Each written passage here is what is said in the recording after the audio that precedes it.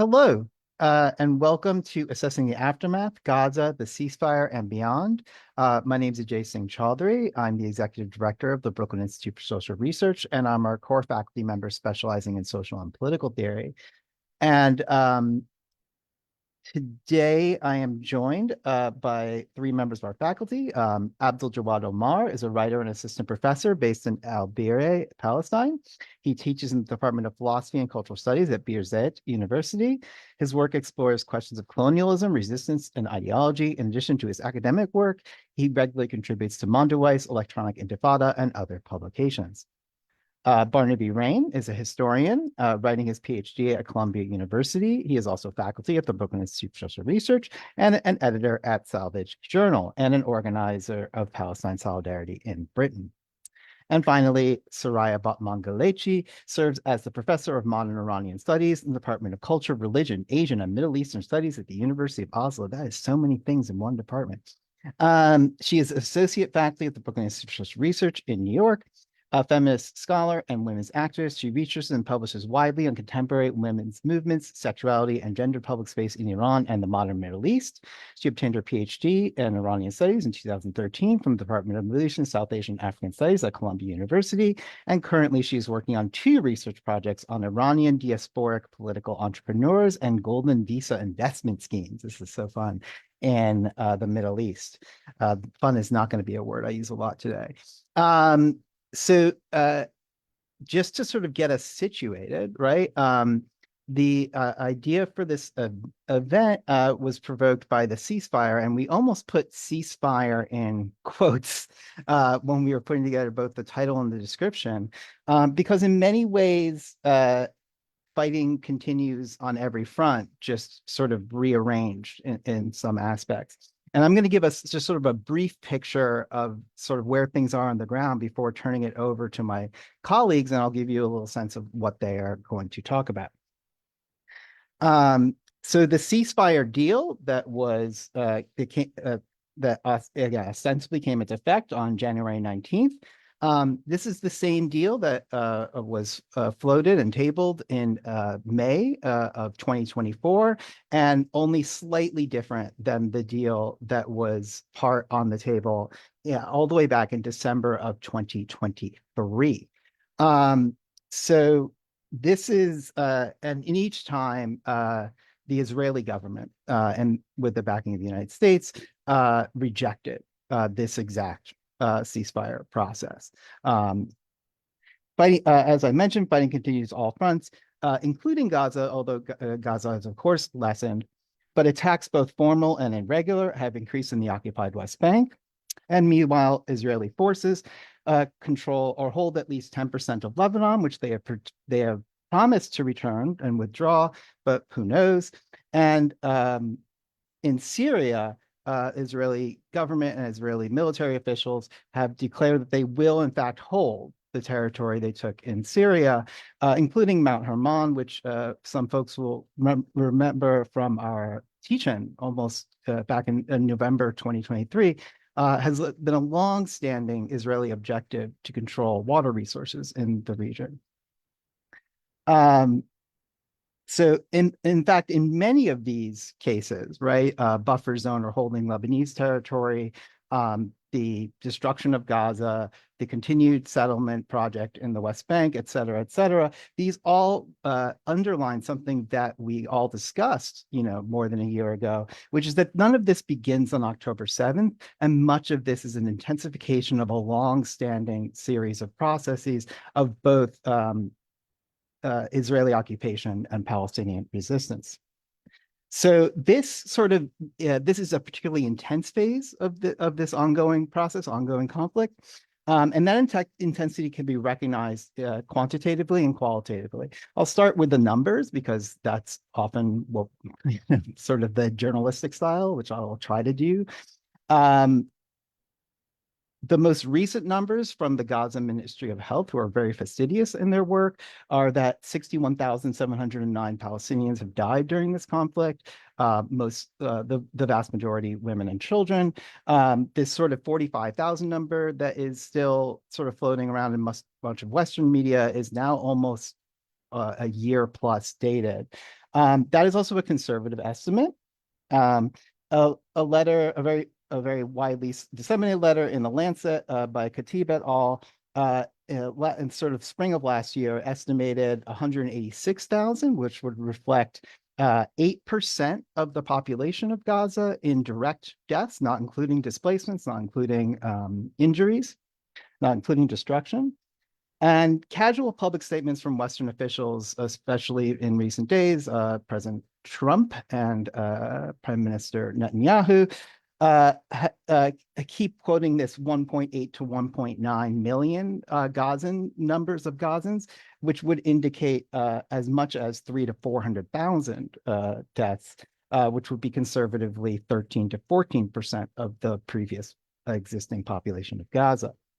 Over 2 million displaced, at least almost 1,200 medical personnel, over 200 journalists, over 120 academics. It's quite a number. But this is also, not to sound like Hegel, very qualitative. Like these numbers are so are so dramatic that this is also has a qualitative dimension.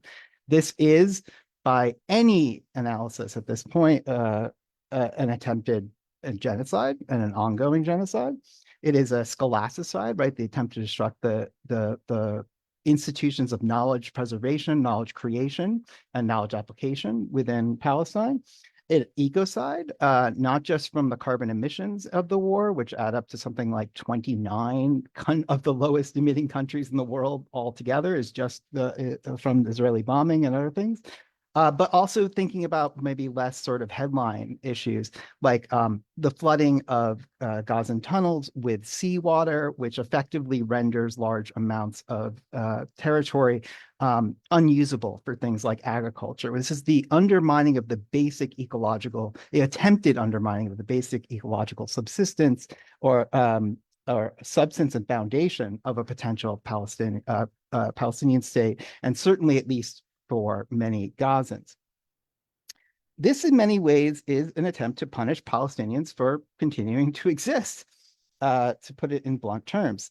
The intensity of this phase is an acceleration of all these longstanding goals of the Israeli state. And all this is done not only with the express approval of the United States under the Biden administration and Democratic Party, and now under the Trump administration and the Republican Party. We have large continuities here, although I know we'll be discussing some of these today. But none of this would be possible without U.S. military, economic, political, and legal support for the state of Israel, right? This happens at the behest of the United States. At any point, and I can't stress this enough, at any point over the past 15 months, the Biden administration could have unilaterally ended this war. Israel's own generals constantly admit this. Perhaps no other individual, even Israeli leaders like Benjamin Netanyahu, had as much power or room for maneuver to end the genocide as Joe Biden did. Many of the outlandish plans emerging from the Trump administration are less departures or even exacerbations of Biden policies. They are mostly sort of just the same policies recast with different kinds of terms, different kinds of rhetoric.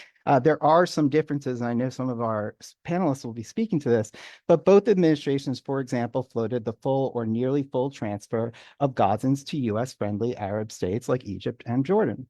Meanwhile, the militarized crackdowns on public dissent back here in the United States, in the United Kingdom, in Europe, have continued and in many cases, again, intensified, particularly on student movements across the world.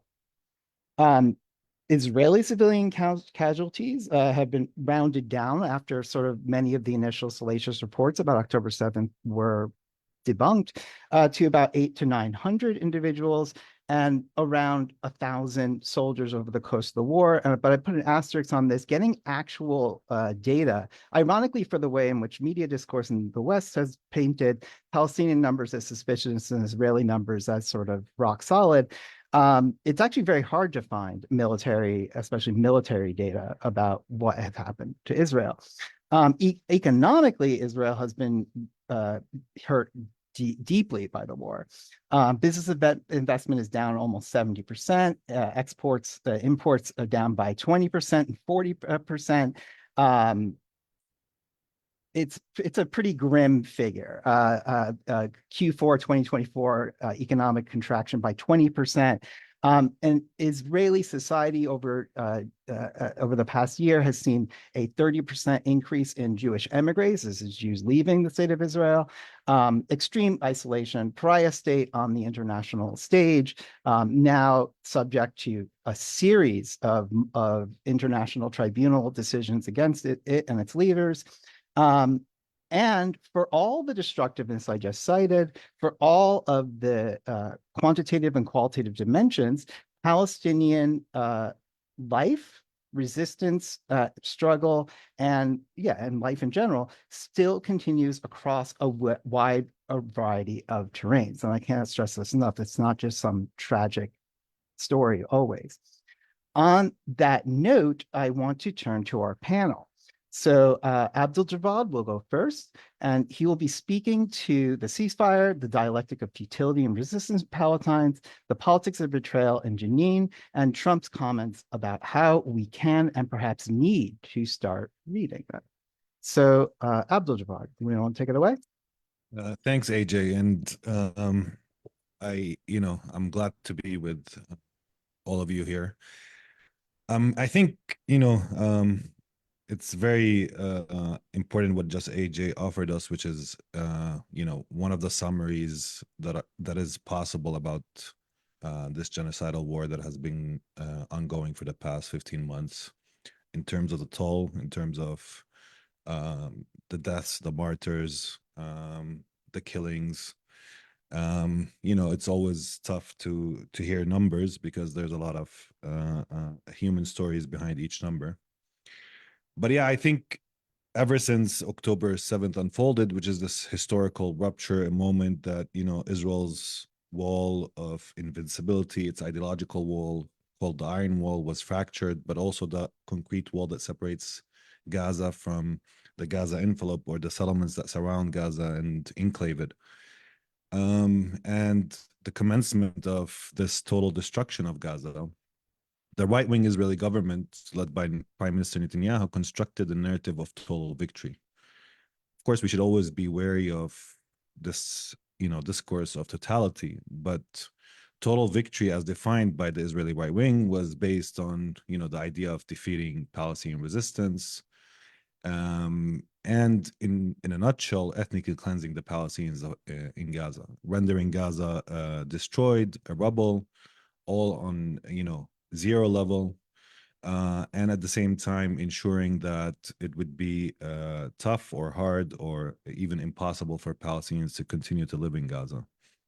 And throughout the war, there has been multiple plans proposed by various Israeli generals, including what was infamously called the General's Plan. Somewhere around, I think, October or September, it was proposed, which wanted to also ethnically cleanse north of Gaza, which is an area that Israel divided between the south and the north, what it's called the Netzarim corridor, what we called Wadi Gaza. And in a nutshell, with the ceasefire agreement, this narrative of total victory, of ethnic cleansing, of removing the Palestinians from Gaza, of defeating the Palestinian resistance, of making Hamas not the governing power in Gaza, was fractured. And this is important in of itself because the ceasefire should be seen as an extraction, one that the Palestinians enforced through perseverance, through sumud, as we say in Arabic, steadfastness, but also through resistance, through attritional warfare, through solidarity work, through this accumulation of hurt to the Israeli war machine as it ensued and pursued its goals in Gaza and found itself fracturing. Even in the end and the final days of the war, not to say that this war might not return, but in the final days of this war, at least in its intense phase, and I think AJ was right to point out, just I'm going off ramp here, was right to point out that there's no real end of the war in Palestine. War has started somewhere around 1882 and continues to this day. No, so when we talk about ceasefire, when we talk about things like that, we talk about this intense episode in this particular historical moment. But in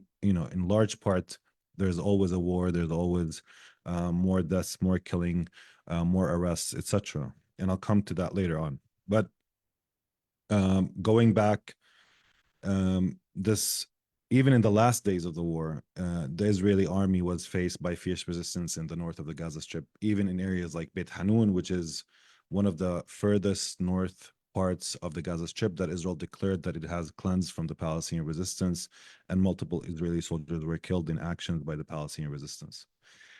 So for Israel, it was untenable to continue with this war, whether for attritional purposes or whether for the possibility of returning the Israeli captives that Israeli intelligence or operationally Israel failed to extract without agreeing with the Palestinian, in this case, Hamas itself. So we should first look at the ceasefire as something of, I wouldn't say, I don't want to talk about the binary of victory and defeat, although in Palestinian social media discourse, people are speaking about this quite a lot, because I don't think we should think through these terms, at least because there's no real victory or defeat. We're still in this position of non-victory. Israeli settler colonialism has not really triumphed. It has not retroactively legalized itself or legitimated itself on the land of Palestine. But Palestinians have also, or still remain under the brute control of a military occupation and a settler colonial state still bent on expansion and killing and the war machine. However, there was a significant fracture in the Israeli right-wing discourse of total victory. And this is essential in our assessment of the ceasefire agreement as we move forward. Because what it does say is that after Israel has exhausted its power, it relentlessly bombed Gaza, destroyed it to the ground, committed numerous or hundreds of massacres against Palestinian civilians and families, and what we have seen for the past 15 months, celebrated these killings, entered Gaza, humiliated the Palestinians, did this form of obscene genocide. It still couldn't really come out with a narrative of total victory that it sought. And this already has ripple effects on the Israeli scene, whether inside Israel itself, as Israel comes to terms with the limits of its power, what it can do with military force. And at the same time, it has implications also on the Palestinian discussion around futility of resistance or its efficacy and necessity. Because that's one of the arguments, if you want, that has been going on within Palestine itself after or in the wake of October 7th, but also preceding that. And here I just want to recall, about 10 years ago, Basil Araj, who's a martyr and a Palestinian intellectual, wrote that resistance has efficacy in time. But as he wrote that, he was actually responding to, this kind of discussion that is ongoing within Palestinian society about the extent to which resistance can, in fact, achieve political goals. And I think October 7th or Tufan al-Aqsa,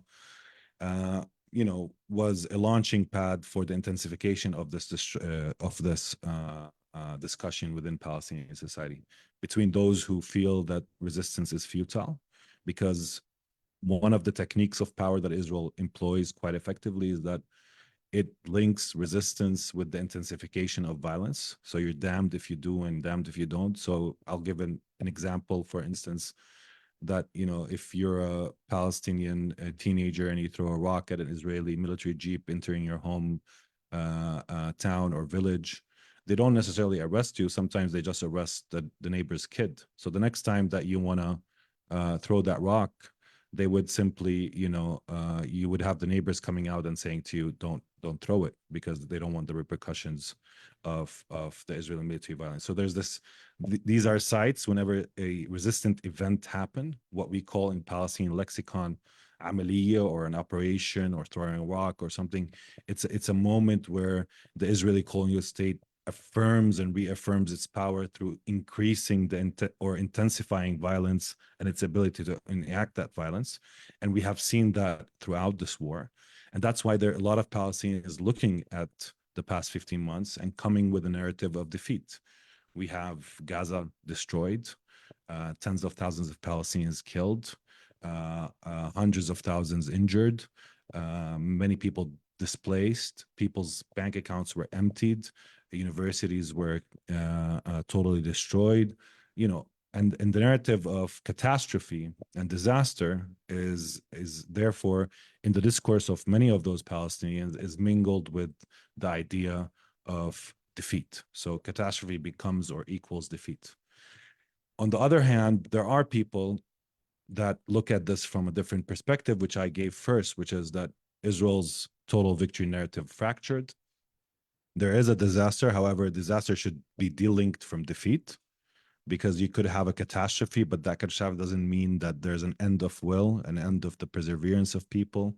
And I think one of the most basic, or let's say most profound implications of what happened after the war is this hundreds of thousands march of return that we've seen from the south of Gaza to the north, where Palestinians returning to rubble, returning to ruins, no, they're not returning to homes that are built mostly, and still insisting on this notion of return and this tie to the land, of course, that is more intrinsic and has different quality than the one that Trump proposed, which is a very, commodified or capitalistic idea of land and its relationship to the land. So this is at least one of the images that came immediately after that tells us that we should perhaps think of delinking catastrophe and disaster from the question of victory and defeat, because nobody can really nobody can really deny that there's a disaster in Gaza, but that doesn't mean that there's a political defeat as such. I mean, and there's multiple layers to it, whether the resurgence of Palestine in the world, whether Palestine becoming a site to also expose fascisms in the United States, in Canada, in the UK, and elsewhere. A moment that revealed a lot of truths for a lot of people. And new generations were politicized through Palestine. There's a lot of things that we can talk about, and we can also ask the question whether Israel will really get away with what it have committed in Gaza, or it won't. So that's also a different layer. But that discussion of utility of resistance and its efficacy remains well alive in Palestine with various point of views. And I think people can look at the situation and come out with defeat, and they could look at the situation and come out with some sort of victory. And that tells us something about this position of no victory that we remain in. And why is this important? And I'll link it to the last, or perhaps one of the last points I'll speak to. I don't know if I have more time, AJ. I don't want to. You're fine. I'm fine. Okay. So one of the elements that we should also understand about this discussion, that this discussion is not also an innocent, objective discussion among intellectuals, that it has ties to Palestinian politics and its division.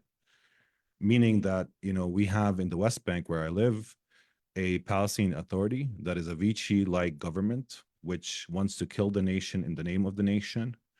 But its standing and grounds for standing lies on the premise that cooperating with settler colonialism can ensure survival. And the contrast today between the West Bank, where still there's a lot of death and killing, but there's not that total disaster that we have in the Gaza Strip, has strengthened that position, if you want. Not that Palestinians are, totally in love with the Palestinian Authority, not at all, nor that they see it legitimate. But because of this intense episode of violence that we have seen, total destruction, the massacre, the will to monstrosity that Israel has enacted through 15 months, living within the domain of Israel, like in the West Bank or in Jerusalem or other places, seeing what happened to Palestinian prisoners who were tortured, denied food, denied medical help, and also humiliated in multiple ways throughout the past 15 months. And this continues, of course. Many Palestinians are, paralyzed and shocked, and are in a state, I would say, of fear. And the Palestinian Authority position of cooperation ensures survival has some resonance within this domain. And therefore, what we've seen in the past, for instance, 2 months, is that the Palestinian Authority, realizing that its position, if we want, has some sort of strength, have doubled down and decided to embark on a direct military confrontation with some of the armed groups that have risen in the north of the West Bank in the Jenin area. And, funny enough, or ironically enough, they've called the operation Protecting the Nation. So, that's one of the elements. It wasn't as intense. There were some Palestinian police, Palestinian security officers killed, and they also managed to arrest and also kill some of the Palestinian resistance fighters in the Jenin refugee camp. But for 2 months they've besieged the camp. They shot at homes. They burned some homes, even emulating some of the tactics that Israelis were doing, until the Israelis decided to commit yet another campaign in Jenin. And funny enough, or ironically enough, they called it the Iron Wall campaign.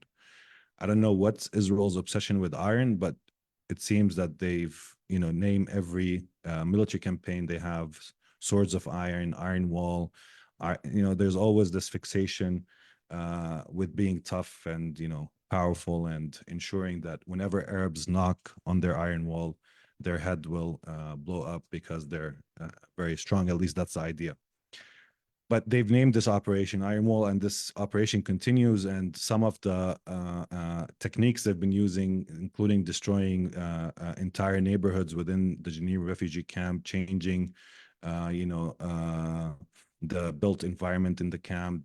It tells us that Israel is embarking on this constant campaign for the destruction of the Palestinian camp itself, but also expanding its ethnic cleansing attempt into the West Bank. And we should remember here, and this is a fundamental point, is that really the real prize for Israel is the West Bank, because it's 5,000 kilometers squared. It's where it has invested most of its expansionist colonial colonies, including more than 600 to 700,000 Israeli settlers that live now in the West Bank.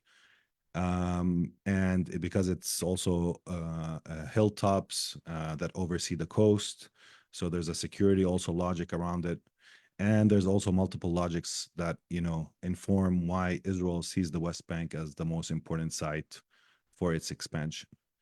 And this is one of the paradoxes, despite the total destruction in Gaza, because it has accumulated a lot of power throughout the 20 years, having an organized resistance, having a complex tunnel network, having, the resilience of the population, Gaza's ability to remain within Palestine is even more, let's say, solidified than in the West Bank. The reason is because there's this project of resistance that have been going on since 2005, and it remains strong. Or even if we want to go back, since 1987, accumulation of weapons, techniques, training, tactics, and also the resilience of the people as a social incubator for the resistance. And we've seen all of the signs that make Gaza a tough nut to crack from the perspective of the settler colonial state. However, in the West Bank, the situation looks different. Despite the fact that the intensity of the violence at the West Bank is not as strong at the current moment, we should take into account that the West Bank is the prize, as I said before. The second thing is that the population in the West Bank of 3 million Palestinians remain an important obstacle for the cleansing and the purification of the state of Israel, and allowing itself to be a state for Jews without the Palestinians and without Palestinian claims and rights, etc. And the only horizon for the right-wing Israeli Zionist regime, which is now leading Israel in total, is for genocide and ethnic cleansing to also happen in the West Bank itself. And this is one of the elements that I think we should take Trump's words, because Trump, yes, it's a discourse. It's probably not going to happen. America is not going to go and make a Riviera in Gaza, although Gaza was beautiful before, unlike what people say. I don't know, what measures we want to place on beauty, but now, of course, it's destroyed. But at least before, it was beautiful for the people that lived in it. But the thing about what Trump is saying is that Trump is setting the agenda. This is one of the elements we should read fascist movements more broadly, is that this obscene, use of discourse, transgressing limits that people generally in the past didn't transgress. When the major ethnic cleansing campaign happened in Palestine in 1948, Israeli leaders never spoke about ethnic cleansing. Actually, it was hidden, and only after years did Israeli historians, looking at the archives of the Israeli state, unraveled the whole story of what happened in 1948. Of course, just to qualify that, we Palestinians knew that there was an ethnic cleansing because it happened to us, and we told the world, but nobody listened because nobody takes our word as truth. No, but for now, in this current historic moment, what Trump does, what Itamar Ben Gvir, who was the Minister of National Security in Israel, Bezalel Smotrich, who's the Minister of Finance, what these fascist movement, when they transgress the limit of discourse, they're setting the agenda of what needs to happen in the future. They're setting the agenda for the political horizon, the imagination, and they're trying to lead their own societies towards these policies. And of course, in many ways, they were successful, at least in the Gaza campaign, leading Israel into this will of monstrosity, maintaining this total or maintaining the intensity of violence. And now they still have to solve the predicament of how to really ethnically cleanse the Palestinian people. It won't be easy because we Palestinians are not going to easily leave. It's not going to happen. We're not looking to immigrate. We're not fixated on having, there are Palestinians who leave, but in general, even those who leave, we always tell them that they have to send money back to maintain us here. So, it's one of the elements of also building, this kind of diasporic inner relationship that we've established and cultivated through the years. And to do that, you need to use a lot of violence, and you need to also solve the predicament of the regional architecture in the region. I'll stop here because I think, other people will speak to the regional dimension, but I just want to emphasize that despite how callous, transactional, and, commodified Trump's discourse is, it does set the agenda. It Yes. might not happen the way he conceives of it, but it does set the agenda and places it front and center. Thank you. Thank you so much. Oh my God, there's so much to say. I will try not to. Even just like the reference to like the obsession with iron, like that has a long, fascinating history. But actually, I would love to, especially because you ended there, like just on the cusp of the regional question, to turn to Soraya, who is going to focus on sort of regional issues, particularly as pertains to Iran and its domestic and geopolitical sort of intentions, consequences, dimensions, how Iranians are viewing the ceasefire, the axis of resistance rhetoric, and Palestine in terms of Iran's political policies, the government's policies. So, Soraya, do you want to pick up from there? Sure, sure. Thank you, Ajay, and the BISR community for having me here. It is a pleasure. Very rarely do I say that it's hard to follow someone, but Abdel Jawad, wow, mashallah, that was wonderful.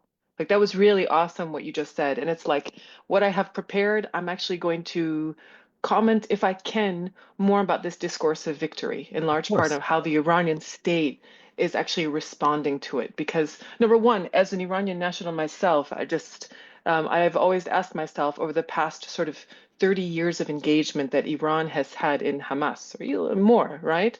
Like, what has it done for the Arab peoples, right? What kind of victory has it actually had on the ground, right? Because the way in which the ceasefire, the one with Hezbollah and also with Hamas that is being described by the Iranian state, is a total victory, is the defeat of the Zionist regime, of the Israelis, and so forth. And in fact, there's a discussion about how this long game, that the Iranians were actually aware of it, and there is a triumph of the Palestinian people and the triumph of the resistance, right? So I'd actually like to speak a little bit about that, the way that there's this kind of stagecraft or kind of maneuvering around viewing these particular ceasefires as total victories for Iran, given its given on the ground reality of its sort of waning regional influence and the fact that the power of its economic purse has been greatly diminished and minimized, right? So if I can start with, and I very rarely like to quote from Khamenei or people who are part of, or those affiliated with the Revolutionary Guards, the IRGC, but Khamenei, when the ceasefire with Hamas was sort of established, so to speak, he says, history will record that one day a Zionist group with the most heinous crimes killed thousands of women and children and ultimately failed. And IRGC people said, they view it as a victory for the Palestinian cause and a setback for Israel. The end of the war and the imposition of a ceasefire is a clear victory and a great triumph for Palestine and a bigger defeat for the monstrous Zionist regime. So, of course, you see this, rhetoric of victory continuing. Then they say, the resistance remains alive, thriving, strong, and has deeper faith in the divine promise of liberating the Al-Aqsa Mosque in Jerusalem.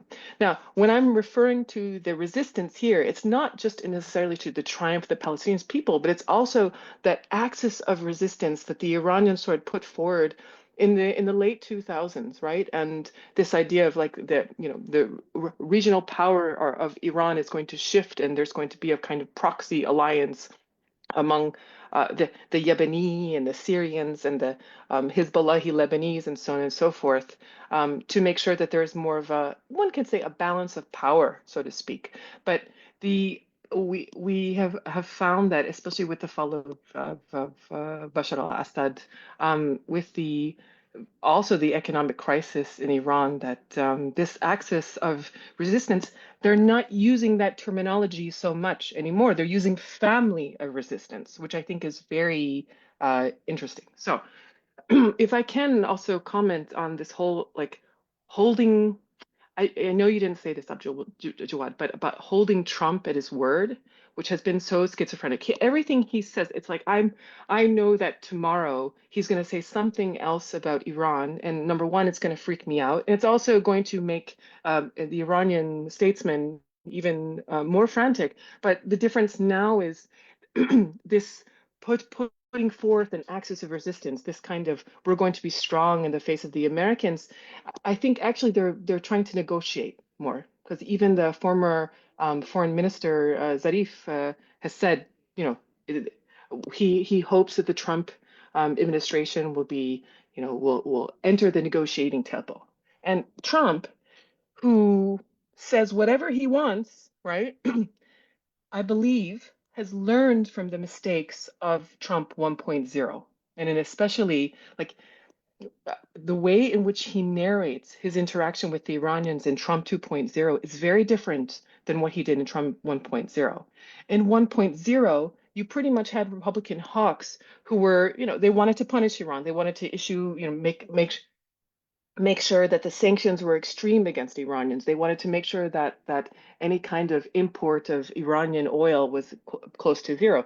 And they were successful in doing that because who was the Secretary of State back then? Mike Pompeo, a complete, I'm sorry to say, but a crazy hawk, right? And under him, what I think Hook, they're the ones sort of setting the scene for Trump, and were almost speaking on behalf of Trump. Now, in this recent iteration, in the sense of how to deal with the Iranians, you have, of course, the whimsical discussions of Trump on Truth Social, and also you have him speaking before the legacy media and saying, I'm going to obliterate. If I'm assassinated by the Iranians, I've told my people to obliterate Iran. But in the same breath, he's like, we want the Iranian people to be successful, right? So he's like, I want their success. I want them to, be part of. He even said, like, if we make a great deal of the Middle East, and there will be a great celebration. The people in the Middle East will celebrate, right? He's playing the role for the first time as peacemaker and deal maker, right? And so you have these Iranians who are trying to figure out, what does this deal entail? Now, simultaneous to that, he's also not wanting the team that was in charge of sort of the Iran policy, America First Iran policy in Trump 1.0. He doesn't want them to say anything. So, for instance, that Hook guy, who was the former envoy to Iran, he fired him on Truth Social. Because before even the Trump administration came to power this time, Hook was on television. He was, giving many, really putting forward this like hawkish sanction regime type policy. And Trump fired him as soon as he got into office, right? And of course, we all know about him revoking the security of Mike Pompeo. So this kind of like this approach towards Iran policy, be it strangely whimsical, but also he has some strange control over this narrative of how to deal with Iran, which I think I mean, they always say that the Americans are sort of, they have amnesia with regards to what happened from 2016 to 2020, but I don't think the Iranians do. I absolutely don't think that the Iranians do, and I think that they're just trying to figure out how do we get to that point? How do we get to the negotiating table very quickly? And you might ask yourself why? Well, there's so many domestic considerations at play, right? I mean, the official inflation rate of Iran right now is something like 30%. I'm sure it's closer to 45, 50%. The official unemployment, I think, is like 11%. Come on, I'm sure it's like, 20, it's probably a quarter, right, of the, those who can work, that labor population. So they have that, they have high inflation, high unemployment, and losing Syria, and also losing the help of the Russians to sort of provide, aerial force, military force.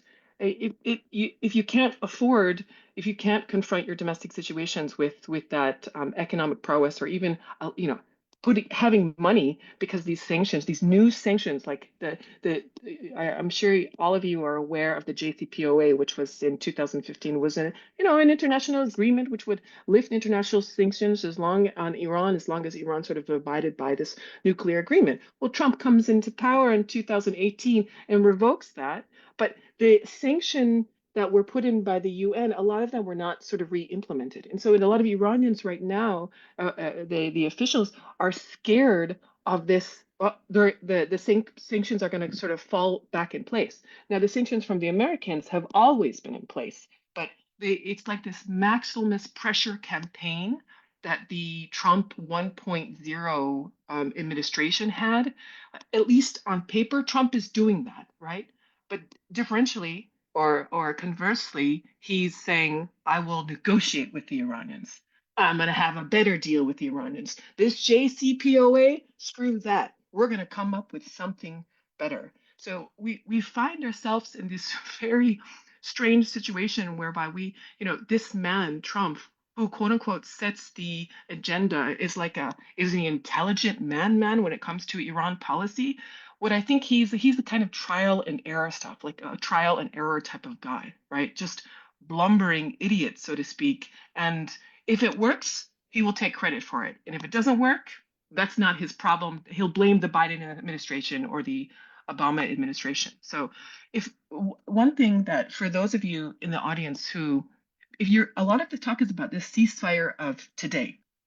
Also remember that the Iranians were involved in another kind of ceasefire in 2009.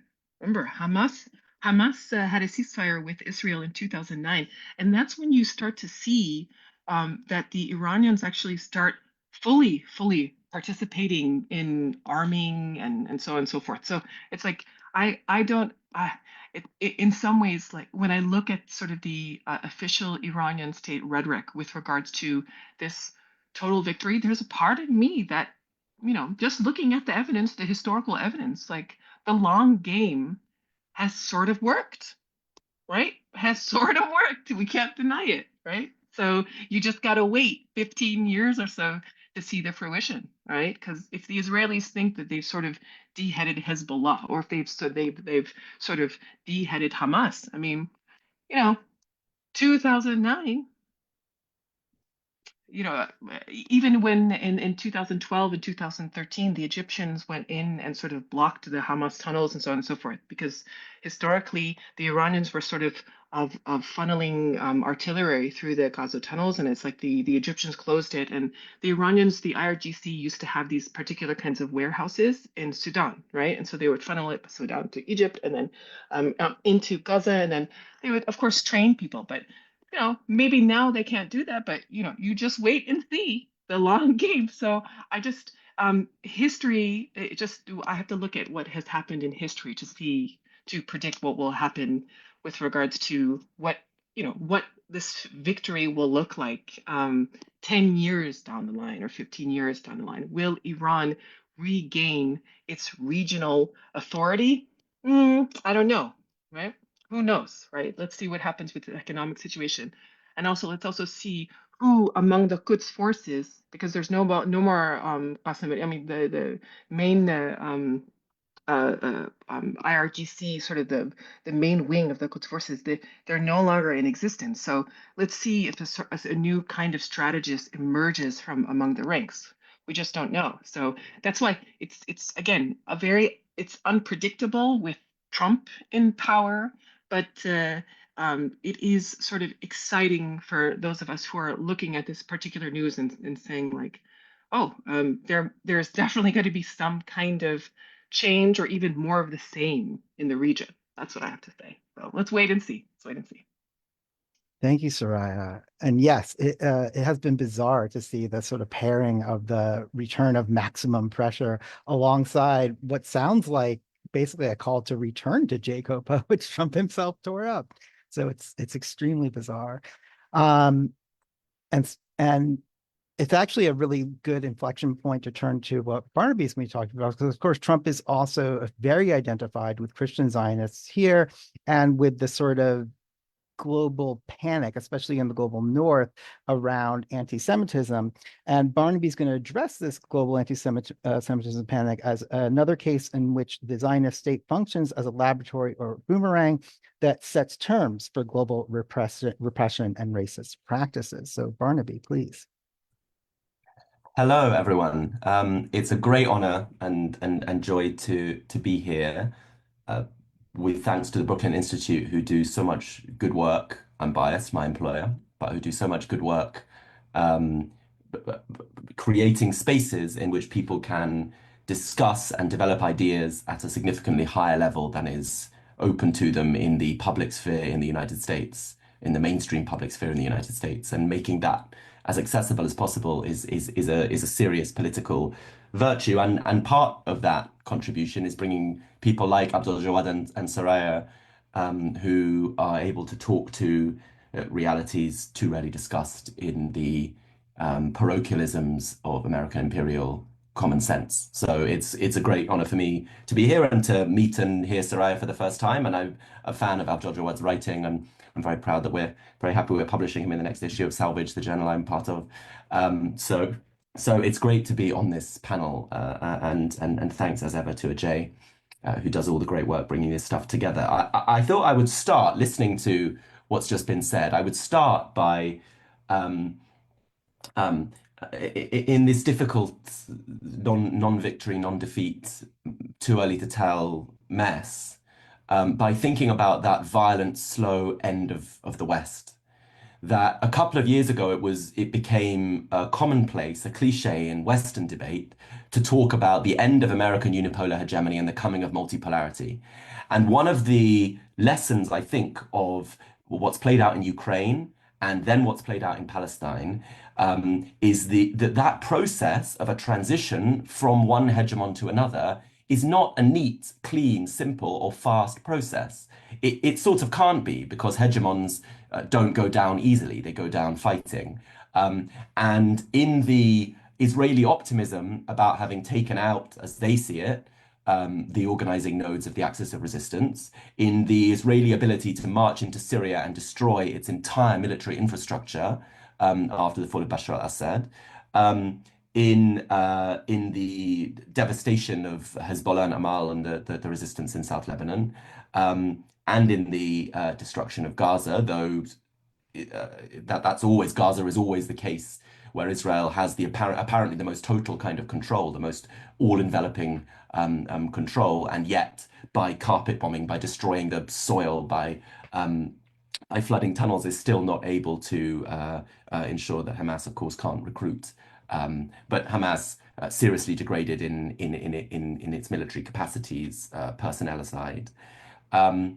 In some of the pessimism that has accompanied some discussion on the left, there is, I think, a sense that the end of American hegemony, signaled by China releasing statements praising our Arab brothers in Palestine and the kind of optimism about what a world order beyond American unipolarity might look like, in fact, is going to be a messier transition process, which is not to say to come down on the side of saying this is a great victory for the Israelis, but is to say that that mess and that difficulty of judgment is part of the transition between hegemons. And in that mess, Palestine is a kind of exemplar in the slow end of the West. I want to suggest in two ways, and this is what I want to go on to talk about, because we've heard one of these two ways. Palestine is a kind of exemplar for that slow, messy end of the West, end of Western civilization, the thing that Netanyahu says now very pointedly when he speaks in the US Congress that he acts as a defender of. He doesn't claim to act only as a defender of the state of Israel. Of course,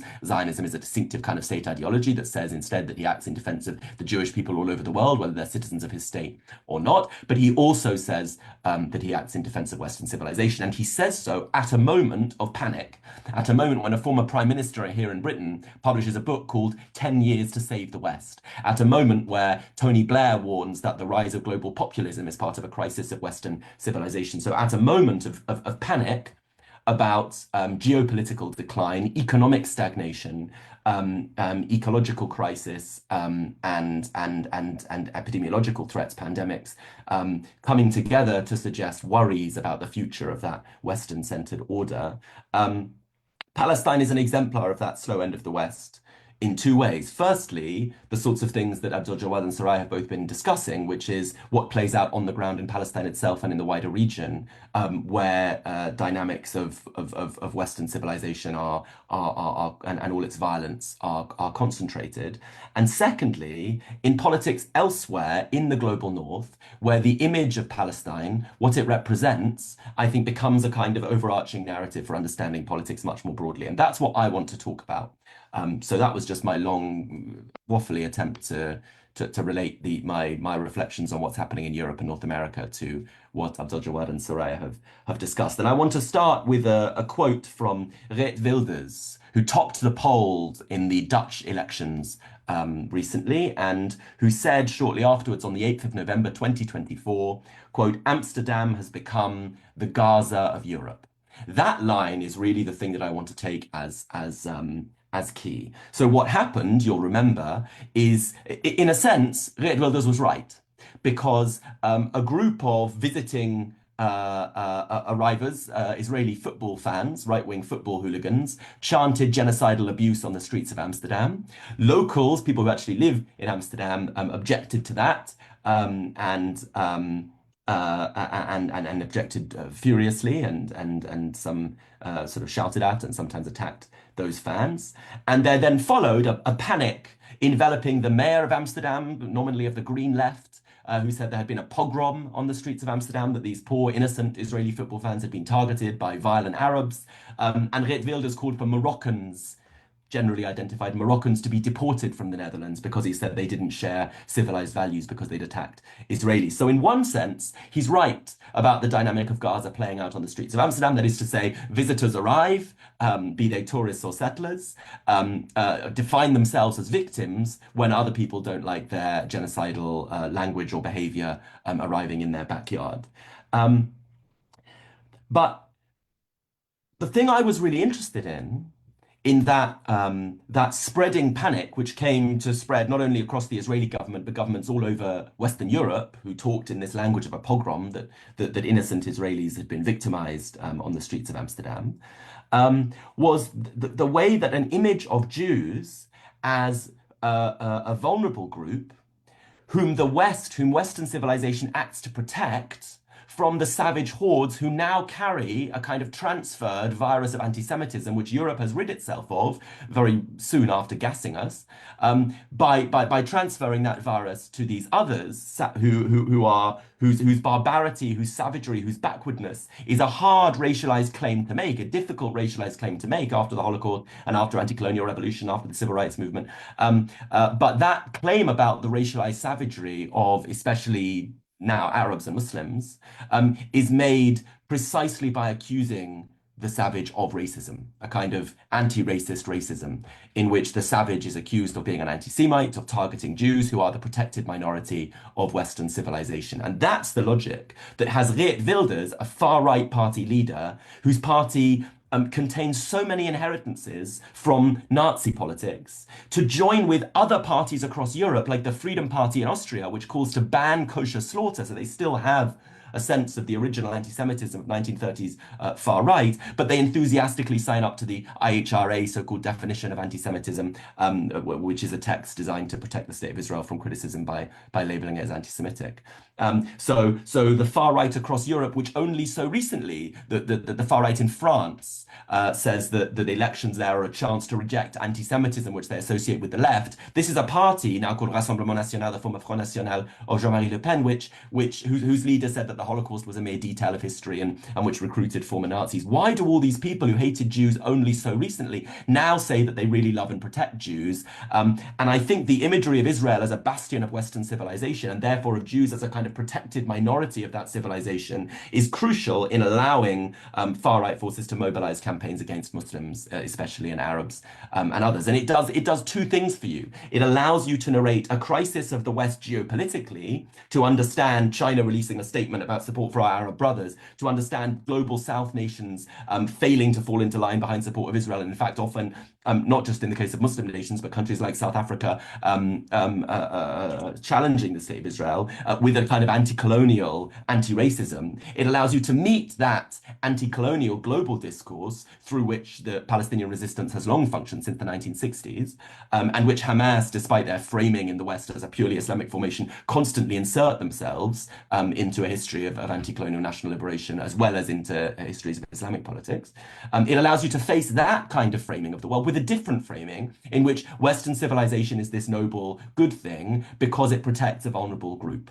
And that vulnerable group will be threatened if the rules of the game, the rules of your civilization fall away and the savage hordes take over. And this is a classic strategy. A friend of mine, Cy Englet, has written about how in Algeria, the French deployed claims about the threatened safety of Jews in Algeria as one of their mechanisms for casting the FLN, the National Liberation Revolutionaries in Algeria, as dangerous people. And not just dangerous, but as I say, the interesting thing is that because anti-Semitism, which is cast as the oldest hatred, this kind of irrational poison in everyday souls, is a division between the civilized, developed, enlightened person and the savage comes to be whether the savage punches up, which is the image of anti-Semitism. It's a kind of distinctly anti-elitist hatred. This is the claim of the liberal construction, that the savage who punches up and hates rich and powerful Jews versus the enlightened person who knows to respect and live with Jews. A similar use is made in the West today of homophobia as a mechanism for organizing Islamophobia, accusing Muslims of,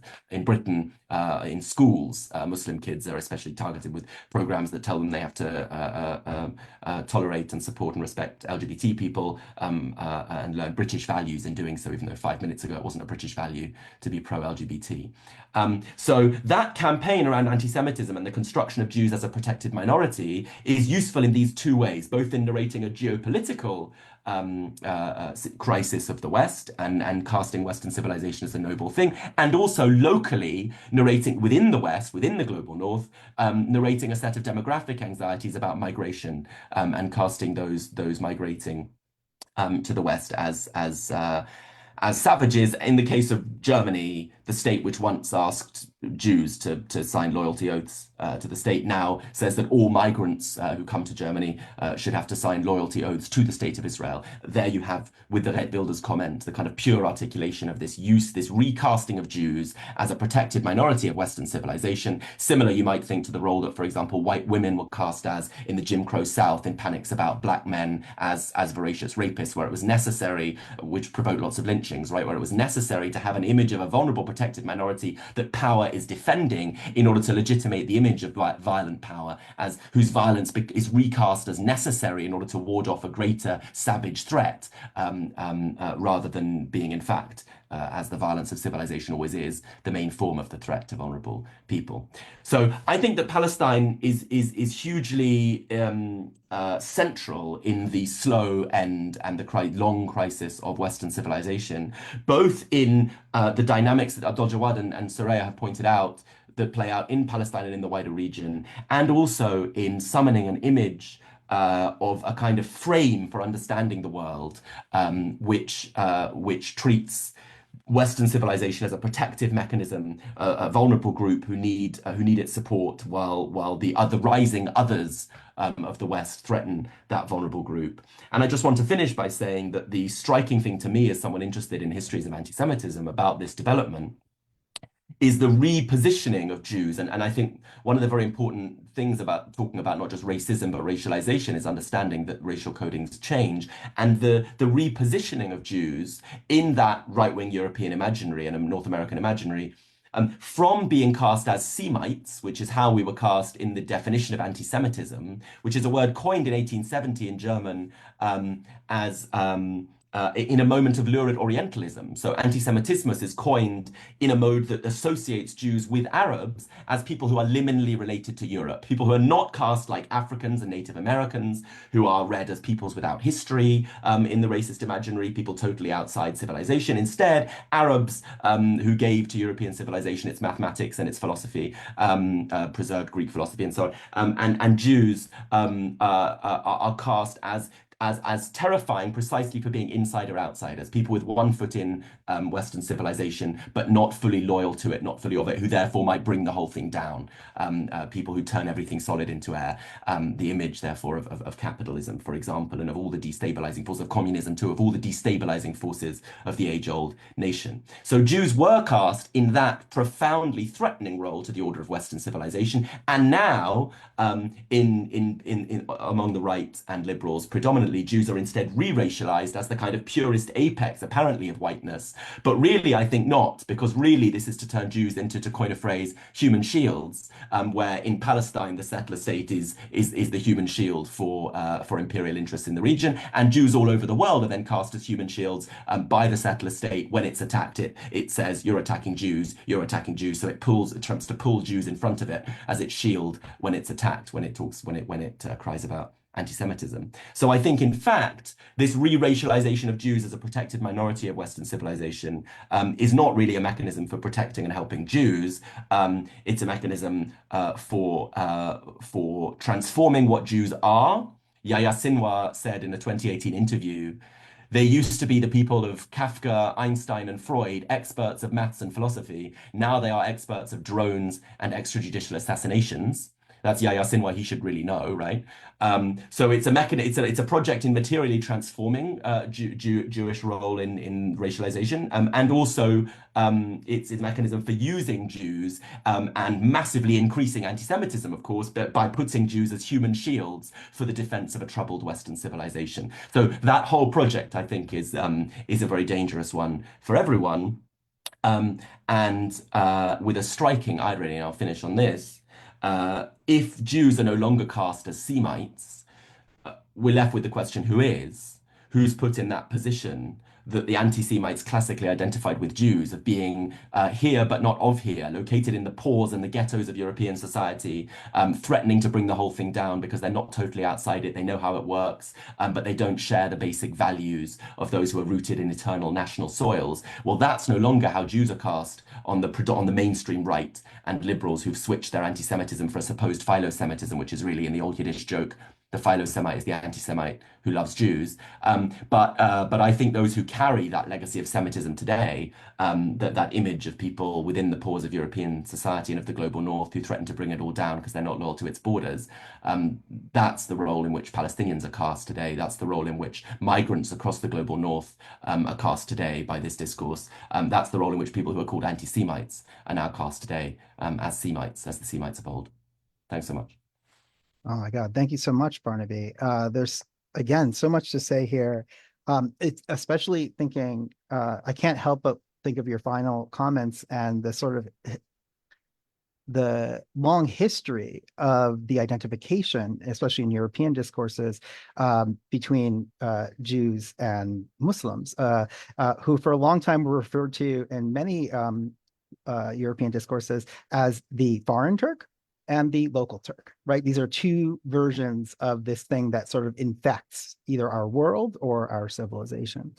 But before I have sort of three, I guess, families of questions, sort of artificially separated, of course, around sort of analyses of the societies like on the ground, the sort of broader like global connections, and of course it's very hard to separate these things, so it's hard to do. And then third, of course, some of the theoretical questions that all of you have raised, in particular around questions of things like the far right, fascism, and colonialism.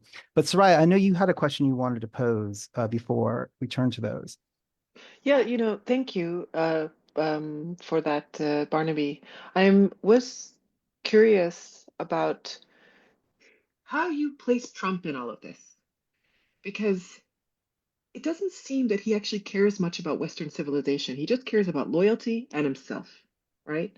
And I remember when he was up against Harris, he told Jewish voters, he's like, if you vote for her, you got to get your head examined, right? I'm the great protector. There, you got no one on your side, on the other side who's going to protect you, right?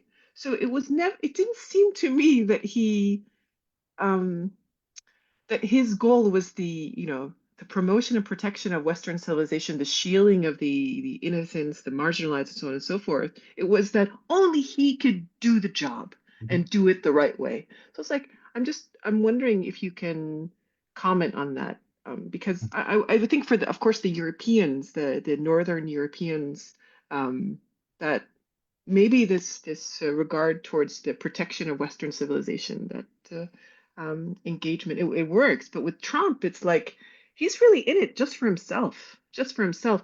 And in just even looking at his revoking protections for Haitians, revoking protections for Venezuelans, and so on and so forth. If he can use that particular marginalized community for votes or for his agenda, he'll do it. Right. So it's like, I think more in the American case, the right wing sort of protection of Western civilization appeals more to the Project 2025 type people, as opposed to him. He's just seems like his own entity. Right. So I'm wondering if you could just comment on that, if you have any comment on that. I actually think that Trump is a kind of classic figure of the morbid symptoms of the declining civilization, who comes along and says, as in the kind of story about Rome's decline in a world of bread and circuses, which is the glib term that's often used to mean higher living standards for its poor, as opposed to investment solely in militarism. The Trump language says this civilization is in decline because its state, which was supposed to protect it and serve it, has become debauched and corrupt and serves itself. And so we need to come in and smash up all of the institutions of that state, because it's not putting itself first, and it is instead being too generous to others and being too beneficent in ways it can't afford. And because it's not being tough in its deal making. And so we need a great deal maker. This is the kind of classic language of civilizational decline rendered through the idioms of the real estate capitalist. We need to get tough, and we get tough by doing the kind of things that I do, the real estate and the reality TV show star. We need to get tough in order to defend this civilization which is in crisis, and we get tough by doing smarter deals and by looking tough on TV. So through the media of reality TV, through the idioms of residential capitalism, Trump, I think, actually completely communicates some of the kind of panics about decline. That is to say, I don't read him as sort of an unideological. And I think there's a huge error in. I think it's liberal readings of Trump in America, and to some extent left-wing readings of Trump, is the most remarkable story of failure to engage the phenomenon since 2016 or before. And I think that failure has been through this kind of hopeless binary vibration between two poles, one of which is let's laugh at this guy, and the other is let's compare him to Adolf Hitler. And these two poles, which have tended to co-constitute, right, which have tended to appear often in the same people at similar moments, I think have prevented a taking seriously of Donald Trump as an extremely smart and adept politician with an extremely clear, who's been remarkably successful. How could you not think that at this point? And with an extremely clear agenda, which is not to say that the agenda is unchanging, because he's not loyal, I think, to particular tactics. He's loyal to a particular strategy. So if you take, for example, his orientation to NATO, Yes, absolutely. He's very critical of NATO, but he's critical of NATO precisely for not standing up for itself enough. He's critical of NATO precisely on the basis that European countries don't make defense spending contributions equivalent to America's, anything like it.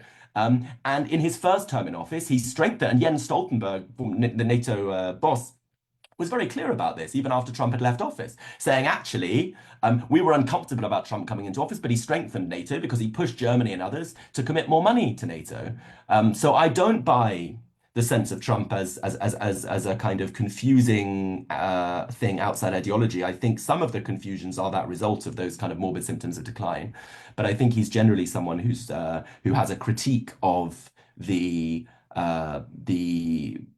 decades-long comfortable management of the American state, which he says has got fat off the land, much like that classic story of the decline of the Roman Empire. So I think that kind of critique takes root in moments of crisis. And there's much to say about his orientation to Jews and Israel, but I think that's the general picture. Thank you so much, Barnaby. And I know there's a lot to say about politics here in the United States and in Europe. And Trump can actually, for many of the reasons Barnaby just cited, can be this kind of vortex, which you sort of just everything else is sucked into it because he is a good showman and he is such a good television talent and things of this nature. But before we sort of go down that road, I know we are going to return to those questions in a moment. I do want to give folks another opportunity now to expand a little bit on what, if any, changes or developments you want to highlight within Palestinian. Soraya kind of did this within Iranian society, right? Like talking about the different factions and where policy might be going, what people are predicting, things like this. Within Palestinian society and with Israeli society, Abdul Jawad mentioned these sort of binaries of defeat and total victory, or futility and resistance, right? Actually, you can call them binaries more appropriately, you call them dialectics. And I'm curious to hear, I think this gets us, maybe starts us closest to the ground, how we see these currently playing out in, again, Palestinian and Israeli society. And the floor is, whoever wants to take it, go for it. Abdul Jawad, go for it, man. Well, I mean, first of all, it's I think one of the elements hidden within the attempt to break through Gaza was to force a political grammar to emerge that, makes the idea of managing, securitizing, ethnically cleansing, racializing, and eventually annihilating the Palestinian people mute. And on that level, there's a sense of, or a question that, hovers around the Palestinian political field, which is a question of what would it take to force the settler to stop being a settler. That's a very important element, and part of like this dialectic that also involves violence and tactics and war and tunnels and air power, and is about forcing that question to emerge within Israeli society. So the struggle, or partially the Palestinian struggle, is one of shaping Israeli consciousness and molding it, if you want, trying to shock it out of its worst impulses. Now, would we say that October 7th, after 15 months of relentless violence and massacres, managed to raise that question within Israeli society? I'm not sure. And why I would say I'm not sure, because one of the facets of this moment is that Israel has expended a lot of its power, its moral power, its political legitimacy in the eyes of the world. Its actual concrete material power, so meaning bombs and destruction. Yes. So it has, went through this intensive episode of a will to monstrosity. Look at me, the world, I can do whatever I want and nobody will, hold me accountable. And look, the United States, this is the message they wanted to send to us. It's a message received to some extent, which is If you try to challenge us, America will still provide us with bombs. No matter how many crimes we commit, how many massacres, how many destruction, we will still receive full diplomatic support. The American industrial base will still, send us the bombs that we need to enact the violence, etc. But one of the qualities of this moment in its intensity and its durée, 15 months of intense violence, is that Israel expended a lot of power, a lot of force. So the Yes. question becomes, will there be within, Israeli political consciousness, the realization that ethnic cleansing is impossible, that Palestinians will remain on the land, that the only language of real peace, and here I'm not talking about two states or these proposals, but a real peace is one where the settler stops being a settler, is that element of othering within settler colonialism, that element of rendering the Palestinians abject, of this binary of colonizer colonized, of managing the Palestinian population, of this ethno racist state and Jewish supremacist state that could be unmade. That's the question. I'm not sure that's the case, but I think that's one of the elements that is profoundly part of the Palestinian struggle, is molding the consciousness of the settler himself. And I'll just hearken to this point. I know it's not an important point, but when a lot of critics from the left talk about Palestinian armed resistance, they tend to talk about Palestinian violence and its morality, and Yes. they condemn us in many ways, but they don't answer the question: how do you kill the settler, symbolically speaking, without murdering him, or her, or whatever, without. They don't answer that question, because they don't give a different layout. And one of the elements that is possible of actually making Israel in a more peaceful, if you want, manner, nonviolent manner, acquiesce and take out the cloth of its settler colonial regime and expansionist system and its ideologies that sustain it, and the material economy that plays into it, is for the world, specifically in the center, the core, in the UK, in the US, and other places, to hold Israel accountable and to enter the fray and the calculus of Israeli leaders by punishing Israel for what it's committed, but also for ensuring that it will not get the support that it used to get from the West. I'm not sure that will happen either, but that's one possible avenue for that. And that's why the Palestinians raised this whole BDS question. I know I went on an off ramp. I do think there are signs that Israeli society is achieving that point, that we use all of this force. Yes, we did this fantastic operation against Hezbollah, as they say to themselves, and we penetrated the organization and we killed the leaders.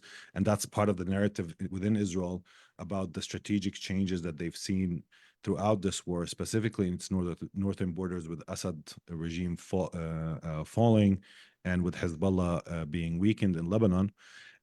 So there are some points of redeeming this Israeli heroics that are generally tied with a very particular element of militarism that places front and center the idea of the Israeli hero, the creative commander, the intelligence, the fantastic intelligence system, the air power, the air force, etc.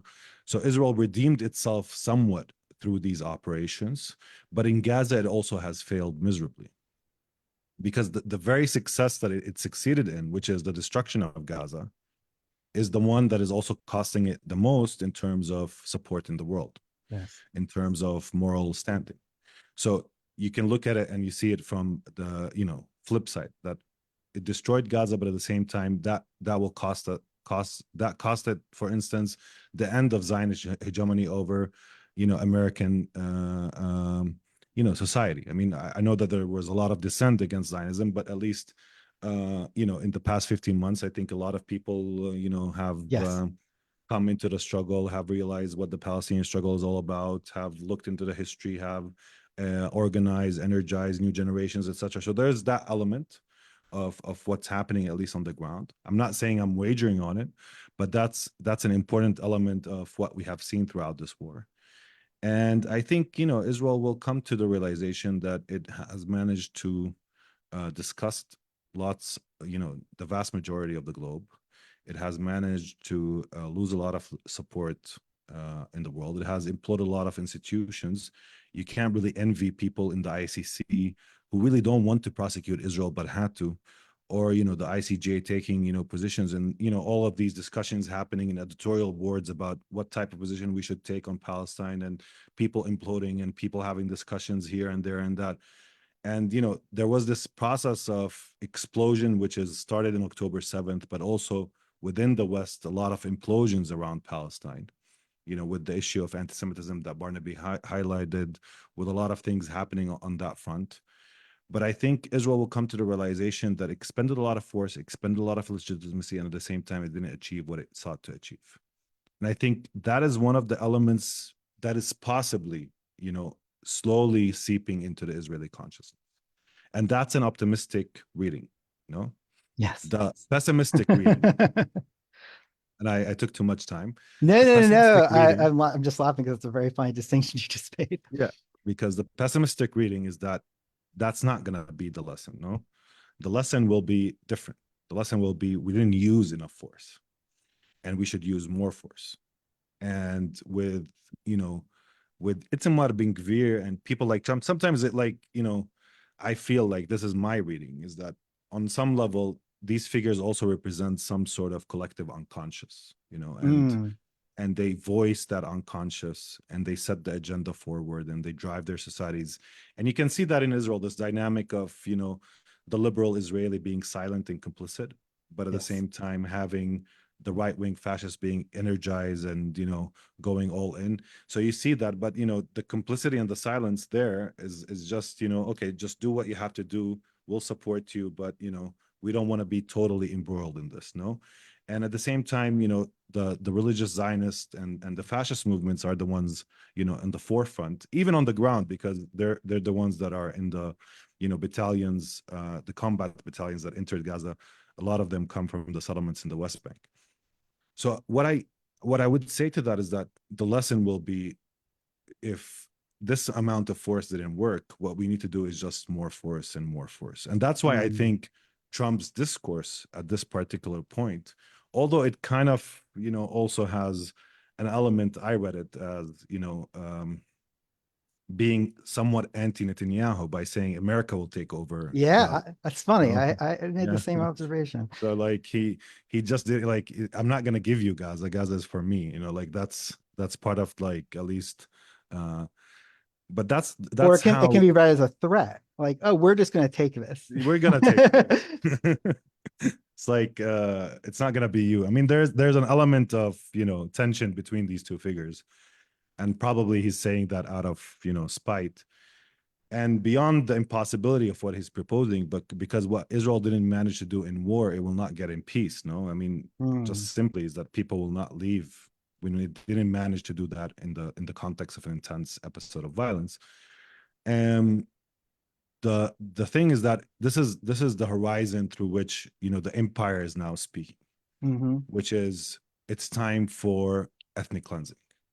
It's time to clear the Palestinians. It's time, and that is significant because it sets and fills the void of what is politically should be the horizon for the empire, for its policy, and of course for the settler colony itself. So that's the pessimistic reading, is that what we are seeing is only a ceasefire, a temporary one, a fragile one, right? Whether it's Gaza or in the West Bank, that this war will continue in various forms and will intensify. And unfortunately, that if Israeli get enough support and get enough backing from the U.S., from Europe, that we will just see much more violence, blood, and massacres. It won't be easy. I mean, yeah, I wouldn't wager against us as Palestinians. It's not going to be easy to remove us from the land. it's not because like we're superhuman or anything like that, but it's simply just, we enjoy being here and we want to stay here. But the thing about it is that that's what is being proposed, and unfortunately I don't think the Israeli society is learning the lesson, or American imperialist managerial class is learning the lesson. I think that this policy will continue. This is a pessimistic reading, let's put it that way. That's one. No, but both readings are incredibly helpful here. And I'm really glad you brought up this question of the sort of military and surveillance technologies, because I think part of the panic that Barnaby was referring to, in addition to having this sort of civilizational ideological character, like, oh my God, we're in decline, is actually also has prosaic elements, which is many people, many governments in the West heavily bought and invested in Israeli military and surveillance technologies, thinking that these are impregnable. And that's the way Israel sold them to the world. They said, battle tested on the most hardcore people on earth, right? Against the Palestinians. You'll have no trouble controlling migrants, controlling criminals, whatever you were trying to control. You'll have no trouble controlling that with our technology. And then, I mean, leaving normative questions aside, Hamas kind of proved that to be a fantasy a little bit with the Al-Aqsa flood. But before we get, and there's a little bit more, I think, to say about Israeli society. I don't know, Barnaby, if you wanted to weigh in on that question as well.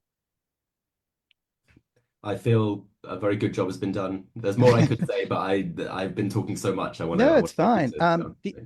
The element, I'll just raise a few sort of internal elements that Abdul Jawad just highlighted that I think are important for people to be thinking about, both within the state of Israel and then within its sort of large network of Zionist organizations that support it. I mentioned in the sort of top, just when I was doing my sort of rote quantitative, you have to do this sort of part, the extraordinary amount of emigration of Jews leaving, of Israeli Jews leaving the state of Israel. These are largely knowledge workers, doctors, intellectuals, artists, et cetera, et cetera. This is part of, to me, part of an explanation for why Israeli propaganda has gotten much worse. They've lost the people, they've lost the talent. We also have seen an exacerbation of long-standing internal Jewish Israeli social tensions, in particular between the sort of rickety settlement that always existed, partnership between the ultra-Orthodox, many of whom don't even believe in Zionism in any way, shape, or form, and who are sort of scooped into the project, though, by getting very lavish subsidies and being excused from military service. The war has been so costly that this is now in question. You see a lot of tensions between the ultra-Orthodox and the rest of Israeli society. And then finally, I think the thing that I would also mention here, because I do think it's important for thinking about sort of more optimistic version of Abdul Jawad's analysis, is the question of this unsustainability of Israeli society. And I mean this within those social contradictions. It's also that Zionism has a very strange relationship to Jews. In addition to its enmity to Arabs and to Palestinians in particular, it hates the former. It's really fun to have heard that Sinwar quote again, and I'm glad someone who isn't me said it. But nonetheless, right, that image, right, it is actually held in contempt and has been historically by Zionist thinkers, by Zionist leaders, by Zionism more broadly as a movement. And so we see these social tensions, and then also, I hate to sort of keep coming back to this, but to me it's very important. Israel is not very sustainable. This is why I think the Mount Hermon and the Syria stuff is so important. It's not very sustainable as a ecological society. It consumes much more water than is appropriate. The kinds of agriculture that is practiced by Palestinians in the West Bank in particular is far more sustainable than growing oranges in the Negev. Like this kind of thing is not possible. So and we see this reflected in so many ways, with the contraction of Israel's two major, right, like sort of images in the world, right? This military, unstoppable military power and making the desert bloom, right? And these sort of myths are coming apart. At the same time as you have organizations like the Anti-Defamation League here in the United States who are scrubbing their pages of neo-Nazis. As long as those neo-Nazis, I mean, literal, actual, honest to God neo-Nazis, like not playing along, like playing footsie neo-Nazis, as long as they have pledged fealty to the Zionist project and now also the Trumpian project, whatever we want to call that, which I think we should come to in a moment. And so this does sort of, I think, lead us into maybe the geopolitical, or actually I'll merge these two questions and then bring in a student question that came in, which is everyone, everyone here has mentioned sort of geopolitical influences, interests, investments, maneuvering, and also how this is entwined with the rise of especially in the north with the far right, and then also with the rise of other powers, in particular China, but perhaps not only China, as regional or even multipolar hegemons. How do we see this playing out? I know prognostication is not anyone's happy place, but how do we see some of these issues playing out, both on the practical level and then also on the theoretical level? Was that too much question? Is it for me or? Oh, it's for everyone. I intend all these questions for everyone. Yeah. Yeah. I don't know if. But feel free to Barnaby, start because you did raise the fascism question first, and yeah. Well, I mean, look, I'm always very, wary of any framing that says something is inevitable or unsustainable or not. I don't know. Like for Yeah, me, overly history, deterministic. I didn't mean yes, to say history that. is always like open, who knows? Like, I'll just give an example. Even before October 7th, emerged, if we want to take a look and stock of the Palestinian cause, it was in its deathbed, no? Eroding, even among Palestinians themselves. It had very little expression of defiance coming. Of course, there were, because resistance, emerges from this kind of immediate, unbridled interaction between us and the colonizer. But in many instances, you can say that on a regional level, the Arabs were normalizing with Israel. Hezbollah, Syria were happy with this whole deterrence with Israel paradigm, not really seeking any sort of paradigm shift with Israel and engaging in war. And then October 7th emerges and you have a shift in the narrative, no? So there's always, you always have, the idea that Israel is sustainable or not is really contingent on various points. First of all, it really never managed to totally eradicate Palestinian claim on the land. It has not yet have done so. It still remains a precarious settler colonial project, violent, expansionist, as you said, ecologically unsustainable. And despite what Zionists say about making desert bloom, in fact, they've built the most hideous, buildings and environment that you can see. I mean, a old Palestinian house built by a Palestinian fallah, which is a farmer, is much more beautiful than anything Israel has built throughout the past 70 years, including the fact that we've built what they've built, because the workers and the laborers that actually build materially Israel tragically are Palestinians. But that's another story. I mean, one of I wanted to go on still an off ramp. I wished the French colonized us, because at least we'll have baguettes, better buildings. We didn't get anything out of this colonizing, and French language, I don't know. But in essence, I mean, there are a lot of contradictions in Israeli society. and one of them, as you said, is that Israeli society is divided among these different tribes, if you want.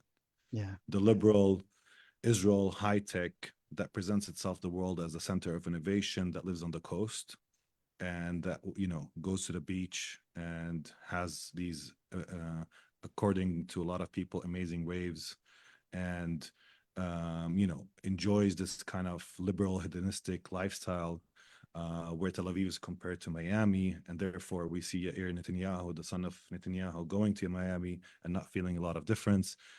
So there's these elements, and there's the Judea and Samaria Israel, the one in the West Bank. This is what they call it, and they're the religious Zionists. They're the ones now, I think, the spearhead of the Zionist movement, the ones willing to sacrifice, the ones willing or that see in pain some sort of meaning, that have this messianic ambition, and also a fascistic ideology Yes. that is, predicated on the total eradication of the Palestinians, of course, either physically or materially or politically.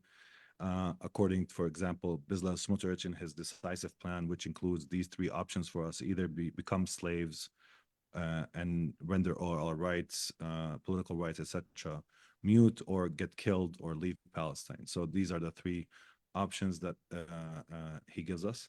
And then you have the Haradim, then you have the Palestinian Yeah. citizens of Israel, then you have, all of these internal contradictions. And at the same time, one of the most, let's say, which you mentioned quite clearly, one of the most, let's say, dystopic, hopeless part of Israeli society is the liberal, hedonistic Yeah.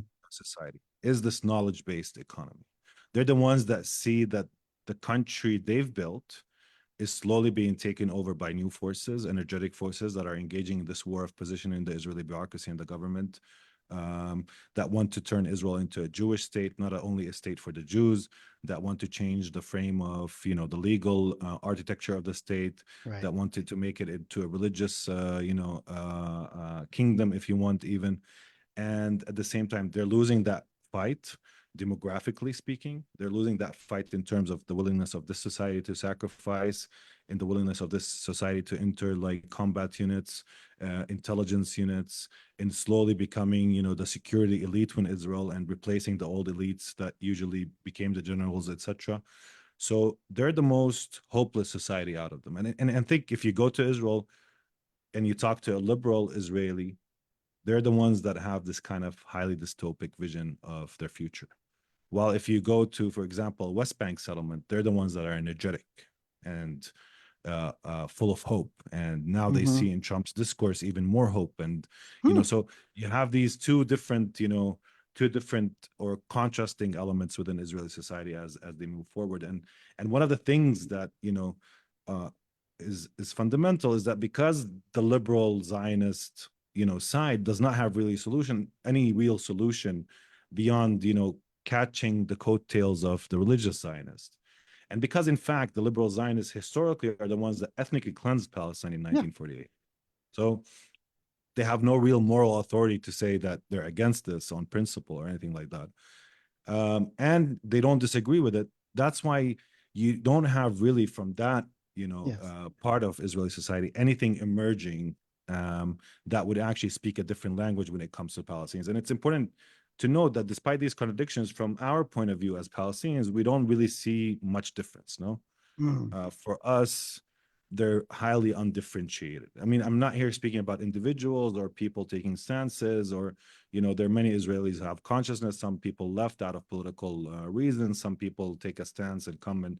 But in large part, the Israeli society, when it comes to us, we don't see it as differentiated. But as you said, there are real struggles within Israel, and one of these struggles, and I think this is where October 7th and its aftermath only feeds and intensifies this process of internal contradiction. Because in the past 15 months, Netanyahu and his right-wing government has also been trying and attempting to enhance control over the government, change the legal framework within the state, doing the legal coup within the context of the war itself, the more the time passed in this war, the more, the Israeli liberal Zionist part of society was losing out. And in fact, if you recall, and this is just one point, I mean, to make it just another contrast, I talked a lot, so I'll, if you Okay. want to stop me, yeah, please I let am me. here to facilitate you all. Don't worry. I've But got I'll plenty I'll to say say, one but la go for it. I'll say one last thing. One of the elements is that most of those Hamas took prisoners, for instance, come from the envelope surrounding Gaza, who come Yeah, from the old kibbutz, labor Zionist movement, who have, ties to the Israeli liberal part of society. Same thing with the settlements in the north, which are close or adjacent to the Lebanese border. The communities or the settlements that were hurt the most and the settlers that were hurt the most also come from that element of society, who are now bargaining with the state on the terms of their return to their uh, uh, you know settlements, whether in Gaza or around Gaza, or the ones adjacent to the Lebanese border. And the Zionist religious Zionists who are leading the effort within the West Bank, have not faced the same consequences as the ones in these communities. So there's a lot of contradictions going on. Yeah. And the fight even to release prisoners took this kind of, delineation between those from the liberal center who wanted to release them and didn't mind ending the war for that, and those who wanted total victory and the continuation of the Right. war by any cost. So you had all of these internal contradictions happening. Still, Israeli society manages to unify itself when it's fighting a war, and we shouldn't underestimate that. But I think there's a process of implosion within Israeli society and reckoning happening on all fronts, whether on the security front, technological front, political front, or within these various tribes and how they work. And we'll see where that leads. But I think one of the elements that you mentioned, AJ, which is significant, is that Israel is shedding a lot of the people that, make it a highly advanced modern economy as it stands today. Thank you so much. Does anyone else want to weigh in on or add to what Abdul Jawad just said? Looks like Soraya and then Barnaby. Just one thing, because Ajay, I forgot your question. So That's if you all can right. actually, if you can Oh just yeah. say the question again. Yeah, yeah. Sorry. Oh, I mean, the question was thinking about again before we turn to even bigger questions or bigger, or I should say more abstract or global questions of theory and questions of geopolitics, changes and analyses of the internal dynamics within Palestinian and Israeli societies, which are So of I course can't. also intertwined. Yeah, so I can't comment about Palestinian and Yeah. Israeli societies, right? I can comment more about Iran and the kinds of changes that it likely will pursue within this month, right? Yes. And it has to do with China in the sense of This is great. This is a of nice bridge into the I mean, yeah. China's interests in Iran are great and massive. Yeah. Iran is part of its, what is it, the Belt and Road Belt and Initiative, Road. like I this, mean, which is yeah, almost everything now, but yeah. So, but if people don't know, it's like this infrastructure, massive infrastructure programs that is connecting Asia to Europe and Africa, right? yeah. And so I I think that Arakchi, who is the foreign minister of Iran, was in Beijing in December, and these are of course polite talks and such, but I think the Chinese officials were encouraging Iran to sort of alter its strategy in the Middle East, maybe not pursue a kind of military prowess of some sort, but um, engagement, dialogue, learn from the Chinese example, right? And I Hmm. think because a quote unquote a stable Iran also means that Chinese interests are also safeguarded That's correct. in Iran as well, right? So this is my comment about that. But I actually had a question for Abdul Jawad, and he Oh, just he left, just had no, he'll be back in just a left. second. So I'll ask. I'm here. I'm here. Okay, so I'm never going to get this opportunity. Probably. Yo, we're in the same organization. No, We no, no, talk to each no, other. no, no, no, no, no. To ask this in a very open manner, in Oh large part yeah. because, right? I know because so me, who is in Iranian studies, of course, we always talk about sort of Iranian support of Hamas, and in large part because my Arabic is terrible. Um, I've never been able to ask among Palestinian scholars who study this particular conflict, they know it very well, what is the analysis? What is the discourse of That's a great Iranian question. involvement in this conflict? That's a great I, question. I need some real answers because it's always, there's a lot of stuff written on what people think about the Iranians' involvement with Views Hamas and involvement. views. But what about other Palestinians, other groups, what they thought about Iran's role in this, in military supporting them and just exacerbating the conflict and holding, like, treating the Palestinians like, their cause is kind of like they were the grand puppet masters. I mean, that's a very cynical reading, but can you tell me what is being fed? What is Well, being I mean, written? look, I think, yeah, I mean, I get your point, or your question, to some degree. I'll try to answer it. I don't think that there is, um, this discourse that emanates, about Iran moving the chess pieces, no, and Yeah. it's like, it's like the Persian rugs, and it does strategy in a very, detailed, very methodical, very patient, and etc. And There's beautiful. Look, when an Iranian general wakes up in the morning and looks at the region, he thinks, what is there to challenge me? And he looks and he sees Israel, and he sees all these American bases. And in many ways, of course, there's a different alternative, perhaps, vision in Iran, which is, let's accommodate with the Americans, let's make our peace with them, let's, all of that, form of cooperation. But this is what an Iranian general would wake up and see, is that this is Israel. It's the advanced military power in the region, and I need to find ways to challenge it. And who can challenge it? And then you have this whole, Lebanese resistance emanating, organically speaking, also from the confrontation between Lebanese society and Israeli occupation of Lebanon in 1982, and the Iranians were there to back it up.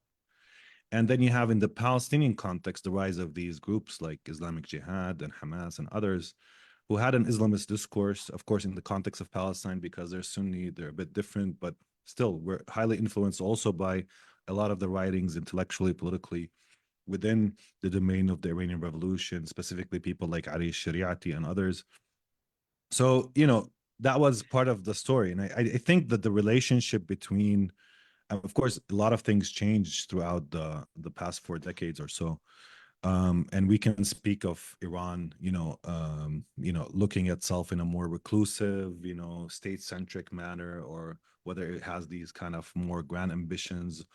To what extent it's anti-hegemonic, anti-imperial, to what extent it's just, playing a geopolitical, cynical game. These are all questions that I think, when a lot of people talk about them, they're also coming from different political point of views, and they have intense feelings around them. So I'm not really going into that. But I think the relationship with Hamas, specifically in the Palestinian groups, is not one way. It's not Iran, just playing them off. In fact, I do believe the Iranians, when they say they didn't know anything about, October 7th. Yeah. I do believe that the Palestinians were the ones that, Planned it. initiated this, Yeah. because they have the most interest in initiating this. I think Iran was more comfortable with its tenuous position in Iraq, Syria, and Lebanon, with some sort of deterrence with Israel, and with maintaining that form of consolidation around, its power there. And of course, with Syria, you had already a weak regime that was weakening through this, civil war, and it was already in a very fragile position, morally, politically, but also, in terms of ability to sustain itself in the long term. So I think, in these terms, I think, when Hamas, conducted this operation, it did conduct it on its own term and in its own time, rather than, anybody's else's time. And, it constructed its alliances in ways that, sustained this pull between being, in good relations with Iran, but also in good relations with countries like Qatar and Turkey and others, trying to hedge its bets across the region. It gets military support, financial backing from Iran, but also gets, through its relationship with Qatar, also some, financial support, etc., but also diplomatically way to the Americans and the Israelis, and in their mediation roles. So Hamas is well adept at playing politics. And remember, we Palestinians are very, we're disturbers. That's part of why the Arabs don't want us. I mean, the Arab regimes, I mean, because if they throw us into Jordan, we'll just, we'll create problems in Jordan. And then, you win the West Bank, but you lose Jordan as a, as an American empire that is looking at the architecture of the region, because a lot of Palestinians will flux and then we'll do some sort of revolutionary crazy thing there, and things will boil down. So that's the same thing with Egypt and Sinai. Imagine if 2 million Palestinians from Gaza went to Sinai with the long tradition of praxis and resistance and etc. And Sinai doesn't have a lot of population in terms of an Egyptian population, and you get the Palestinians controlling Sinai. So there are a lot of different angles, to look at this. But I think that, from my perspective, at least this is how I read it, is that the Iranians did not know about this. They did not No, move the separate chess from piece. October 7th. Separate Yeah. from October 7th. I'm talking about like are viewpoints among Palestinians that the Iranian involvement in this conflict writ large, is it one of like they're intervening? They're trying to use us? Like I guess that's what There are I'm people Or pointing is it to. appreciated? No, of Yeah. course, look, there are people saying that, but we have to be careful around that, because sometimes it's just a political Gambit. bickering, Yeah.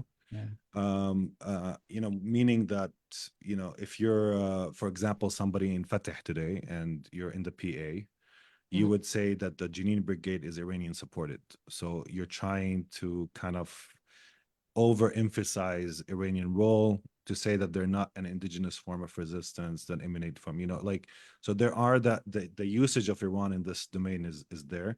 Let's remember also, in the past decade or so, there has been a lot of, work in Arab media, specifically Gulf funded media, on separating people based on this whole Sunni Shia Shiism, and also Iranian Arab, amplifying that and building it up. And I think to a large extent, Arabs are very ignorant of Iran and its history, and they don't understand the intricate complexity of, the society and the regime. And I don't think they have a good understanding of Iranian politics or society or economy, or even the regime itself and its outlook.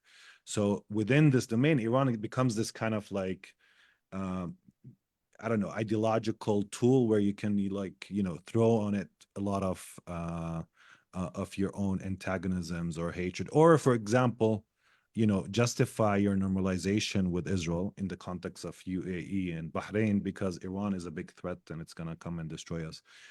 So there's all of these elements, that are, interplayed. But I don't think that it's Iran that sustains, or for instance, the conflict. Okay. Because I think the conflict will still be there, even if Iran didn't. Yeah. Barnaby. Yeah, go right ahead, man. Sorry, I didn't mean to interrupt. Just to come in when you're finished. I mean, I was going to say partly that I have little to say, because I agree with everything Abdul Jawad is saying, including the posing of not saying one thing, but setting out the kind of different possibilities.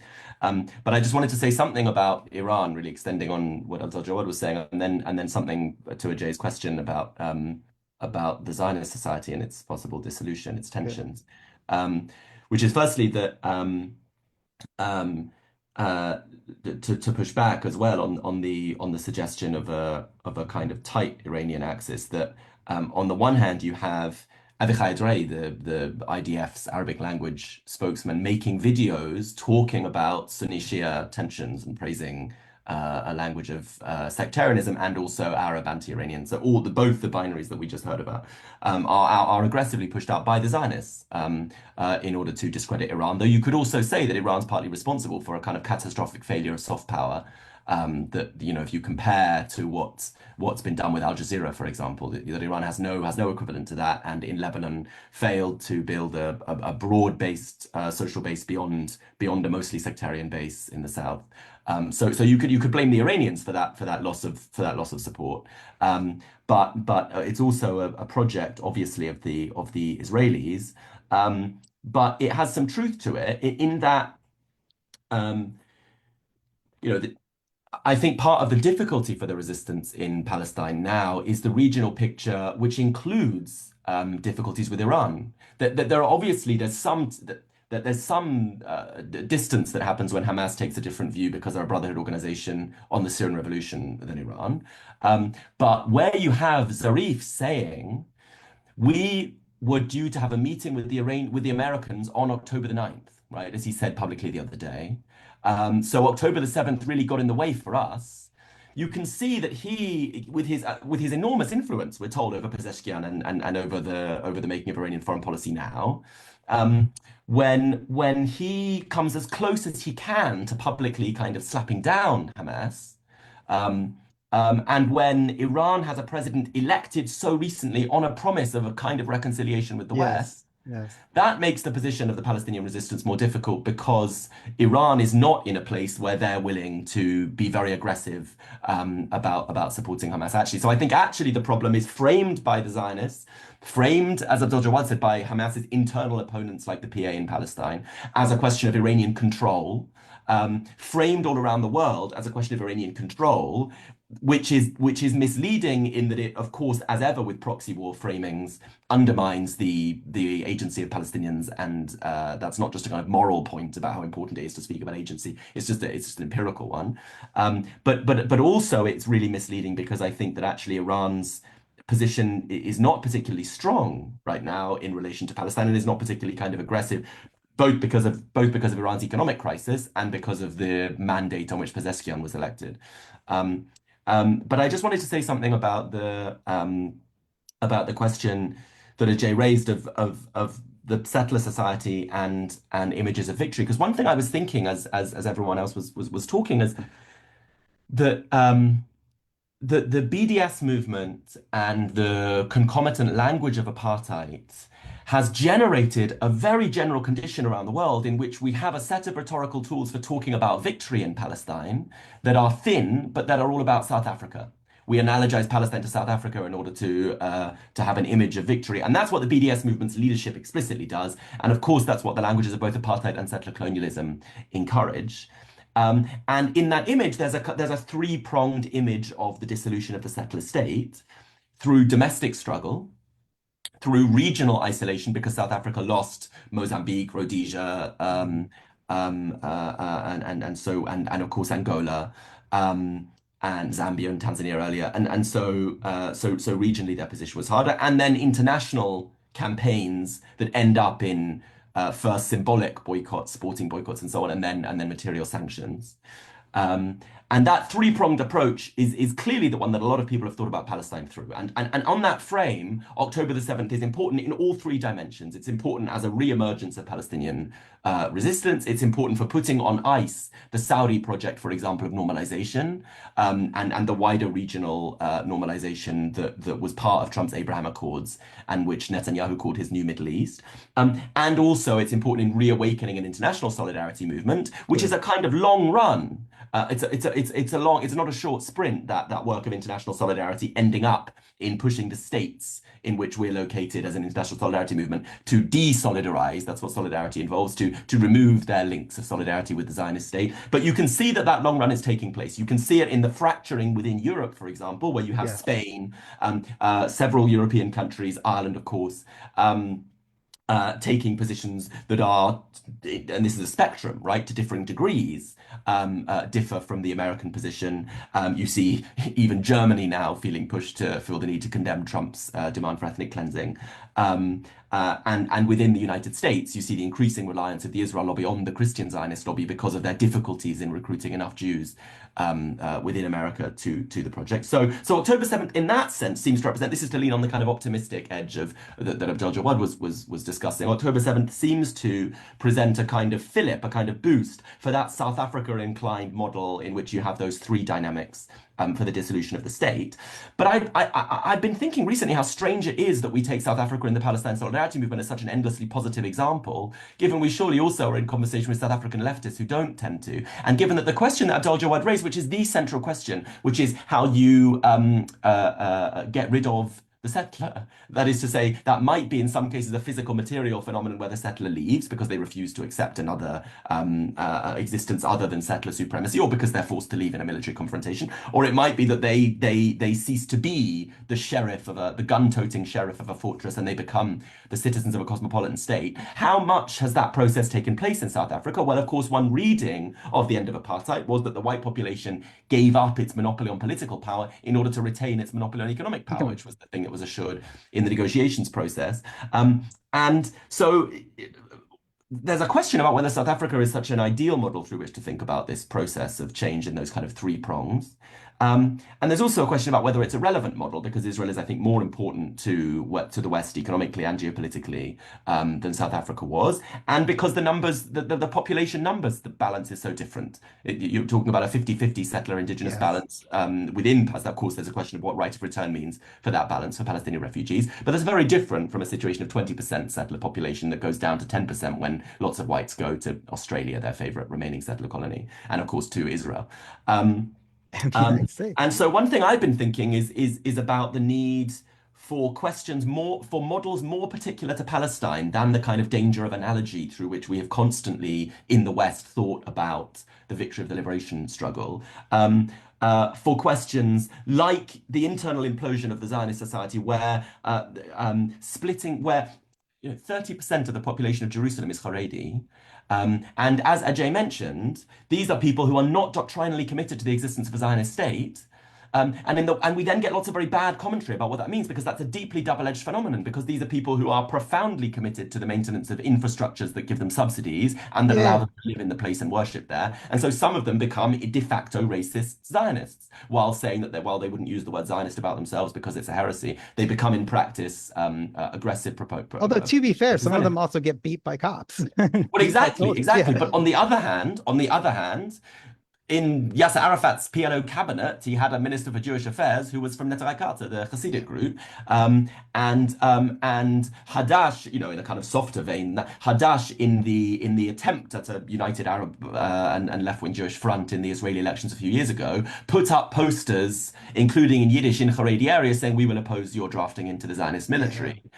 So I think that a huge possibility in thinking seriously the internal conditions of the Zionist society and its possibilities for implosion beyond just the endless recourse to, I think, quite limited analogies with other historical and geographical moments.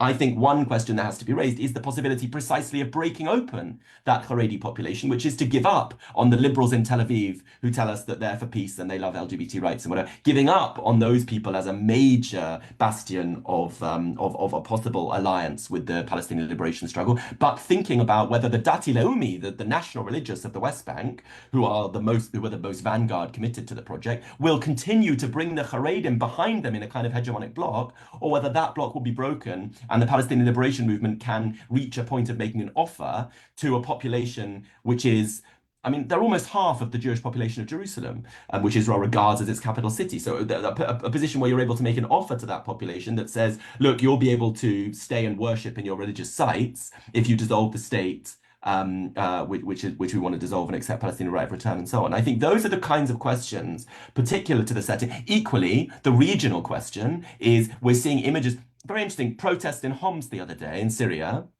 in which large numbers of people gather and shout Udrub Udrub Tel Aviv. And they shout Ya Jolani. They shout to their new president, who has recently changed his nom de guerre referencing the Golan Heights. And his clothes. To him. They shout Speaking to him. I've just raised aesthetic questions, and I think they're kind of important in this, what you're talking about right now.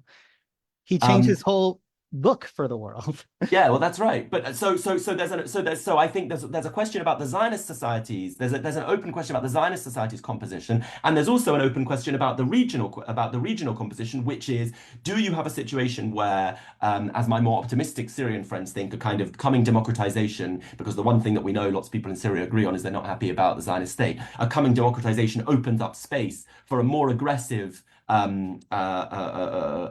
pushing towards resistance to the Zionists than the accommodation that Assad actually was able to reach, the stable accommodation? Or is that hopelessly naive, and switching out Iranian geopolitical influence for Turkey's rising geopolitical influence and sway over Syria, combined with an American insistence that no government in Syria will be allowed to challenge the Zionists, means that the crisis of the axis of resistance, for all its flaws, is a deep crisis for the Palestinian resistance? I think those are the kinds of questions that we should be posing about how we imagine a possible victory, the possible dissolution of the settler condition, and genuine decolonization, which are slightly occluded in global debates by the recourse instead constantly to analogies with quite different cases. Oh, that's a lot. No, thank you so much for all that. I think one thing that's really fascinating that I heard arise in this discussion, and I know Soraya just stepped out for a second. I think she has to put her daughter to sleep. But when you're thinking about like Iran and its failure to establish, say, like a media empire like Qatar has, I mean, we can't occlude, and this is our bridge, I think, to the bigger, the global and the theoretical questions. We cannot include the fact that Qatar, of course, is part of the American empire. I mean, it is one of our outposts. So it's sort of, it's an extraordinarily wealthy oil state. We all know this. So its path to having that kind of soft power is far easier. Nor does it have the industrial base, Iran, of something like China, of course, right? So its paths to that kind of dominance or that kind of global influence are relatively slim. And yeah, it is this idea of the Iranian mastermind. It's ironically an old sort of Jewish trope from Europe. It belies, right? I mean, this sounds like I'm just like rehearsing arguments. So I actually mean this quite seriously. The agency, the planning, the capability of Palestinian people, it belies the agency, capability of planning of Yemeni people, of various groups across the region. I think to bring us we have two questions, I think, that'll bring us slightly to a close. And sorry, Soraya, go ahead. Just one thing. I mean, the kind of soft power Question. yeah, it's not just in the media that the Iranians still have some particular force. Also, remember the Al Mustafa University. It's through their Absolutely. mosques. I mean, through their mosques of sort of Yeah. So that's all I just want to say. But compare it to like the reach of, say, Saudi money in mosques across the world. It's not even close. It's one thing that I'll briefly touch on, just because Abdul did raise it, and I'll categorize this as what Kant would call a judgment of taste, not a judgment of like a true aesthetic judgment. But when you were saying the buildings are ugly, I was lucky enough from a very young age, because of my background, to sort of travel many parts of the world, including many parts much poorer, much poorer than Israel. And I was sort of shocked to get off the plane in Tel Aviv and see it as, I was like, I've just flown halfway around the world to go to New Jersey. Was literally the first thought that crossed my mind. I wasn't deeply politicized at the time. That was literally the first thought that crossed my mind. But I do think this is a beautiful, like Trump language just infects everything, a beautiful place to transition into the question of the relationship that Israel and Zionism has to sort of neo-fascist and far-right ideologies and movements across the world. This is something that I've written about, our colleague Suzanne Schneider has written about, but Israel is now one of, in my view, the two principal models are Israel and India in many ways, of what a successful neo 21st century version of a fascist project can look like, and one that is lasted far longer than either the Italian or Nazi models or any of this kind of stuff, right? It seems to be much more, and this is very pessimistic, successful. So I wonder if now, I tried to sort of push Trump off stage for a moment, but now I'm inviting him back on for everyone to say how they view Israel and its and the sort of larger Zionist project and its relationship to the global far right. And here we're talking about the United States, we're talking about the United Kingdom, we're talking about Europe, but we're also talking about reconfiguration in some parts of the global South.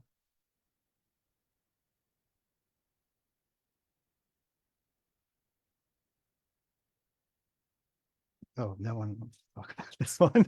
I'm sorry. I honestly thought I mean, you Barnaby would take raised it. it, but yeah. Yeah, I can take that. I can take that. I mean, I do think this is, I don't want to repeat myself. I mean, this is kind of what I was trying to talk about in my opening comments, which is to say that I think Israel functions as a really important image for the far right globally Yes. because it allows, through a recasting of the very guilty burden, the central other of Western civilization, the Jews who killed their God.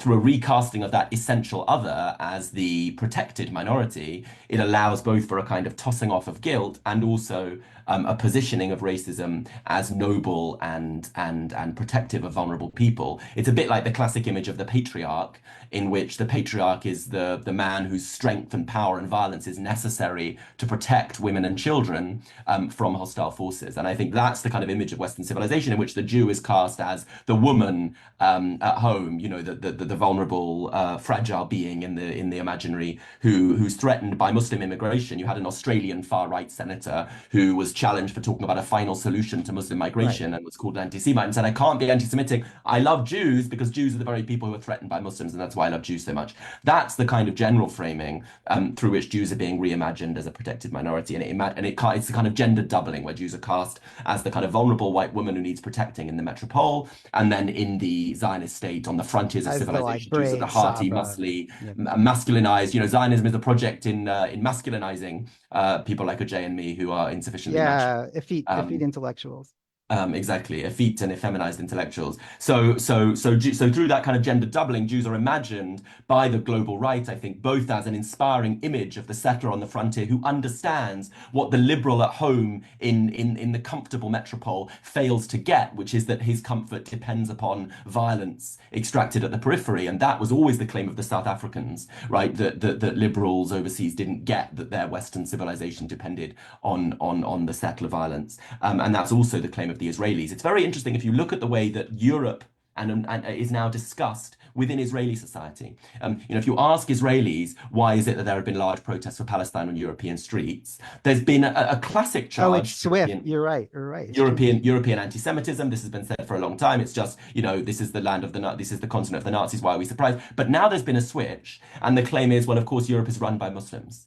And it's somewhat similar to some of Putin's civilizational rhetoric about the decline and debauchery of Western civilization because it's failing to defend Christendom. But there's a claim there in the Zionist worldview tells you something about why it's particularly appealing to the far right outside Israel, because it's a worldview of civilizational challenge. It's why Netanyahu was so keen on the post 9/11 politics, so keen on invading Iraq and so on. He understood that general civilizational conflict frame is very amenable to the Zionist project, and the Zionist when Geert Wilders says Gaza has come to the streets of Amsterdam, just take that seriously as a claim of the far right, and then see how it extends well beyond the far right. That's the most important point. How this is a constituting frame of a kind of civilizational crisis, and you saw this in the response to Russia's invasion of Ukraine, in which liberals, and not just conservatives, and certainly not just fascists, are extremely invested in the defense of their civilization. Of course, they are their bourgeois capitalist Western civilization, and so are also highly invested in this imagery of a civilizational contrast between the fedayeen, fellahin, backward savages and the advanced developed Jew. And liberals are particularly invested in it because it allows them to cast their racism in anti-racist terms, and that's always a thing that liberals are more eager to do than the far right, which is less bothered. So I think that's the global picture, and I think Trump fits into it. To come back to your question about Trump, I mean, you just look at his executive orders. And you see the way that he is pushing hard on the anti-Semitism framing, where he's threatening to deport students from American universities if they are what he calls pro-Hamas. He's now got an anti-Semitism task force which is investigating medical schools. So that there's the beginning on charges of anti-Semitism. And he calls Chuck Schumer, his constant refrain is to call Chuck Schumer a Palestinian. And this kind of mocking glance that Trump likes about the disloyal Jews, the liberal Jews who don't stand up for their own civilization, which I support better. And so Chuck Schumer is opposed by saying he's Palestinian. So Trump, I think, absolutely fits into that broader picture where the civilization, this awful civilization, casts Jews as its ideal type and its canary in the coal mine.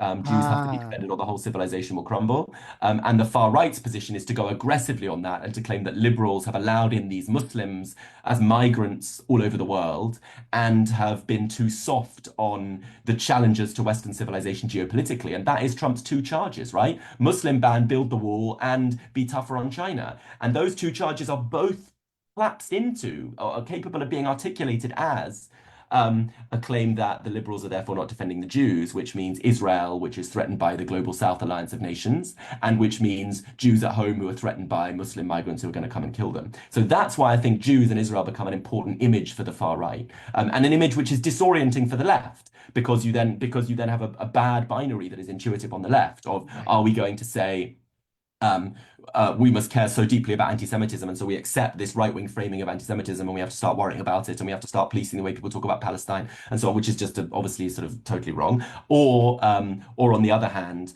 when you face a whole state apparatus and a ruling class and a media apparatus which is profoundly racist and yet claims to care about one minority deeply and passionately, Jews, what do you conclude from that? And the easy and obvious conclusion is are anti-Semitic ones, right? That it must be that Jews have lots of power in this process. And I think the actual process is one that uses Jews for the protection of other agendas, of the defense of Western civilization. But I think it's very important to have that analysis, or people sink into either easy, appealing anti-Semitism, which is understandable given people see the gulf between the way Jews and other minorities are talked about in the West, or people soften their politics on Palestine in the hope of avoiding charges of anti-Semitism. And these are just awful predicaments to be in. And I think that's where the use of Israel deliberately as this standard bearer for white society gets us into that disoriented predicament on the left. And that's the last thing I'll say. Thank you. fair enough. Abdullah, I couldn't tell if you were trying to jump in there or not.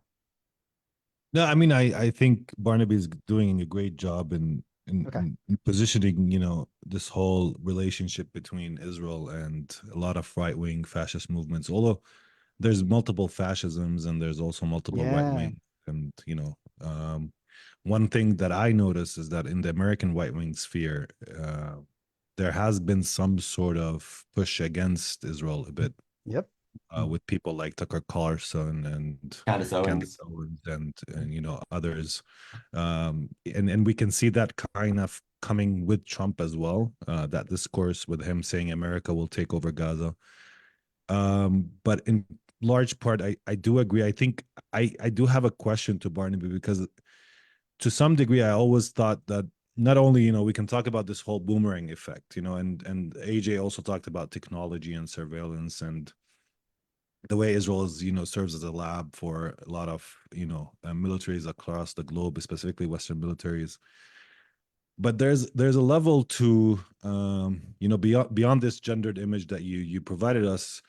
I think there's a level to which Israel also permits, through its infractions, through its, transgressions, this kind of return to the old colonial policies, to old discourses. That's right.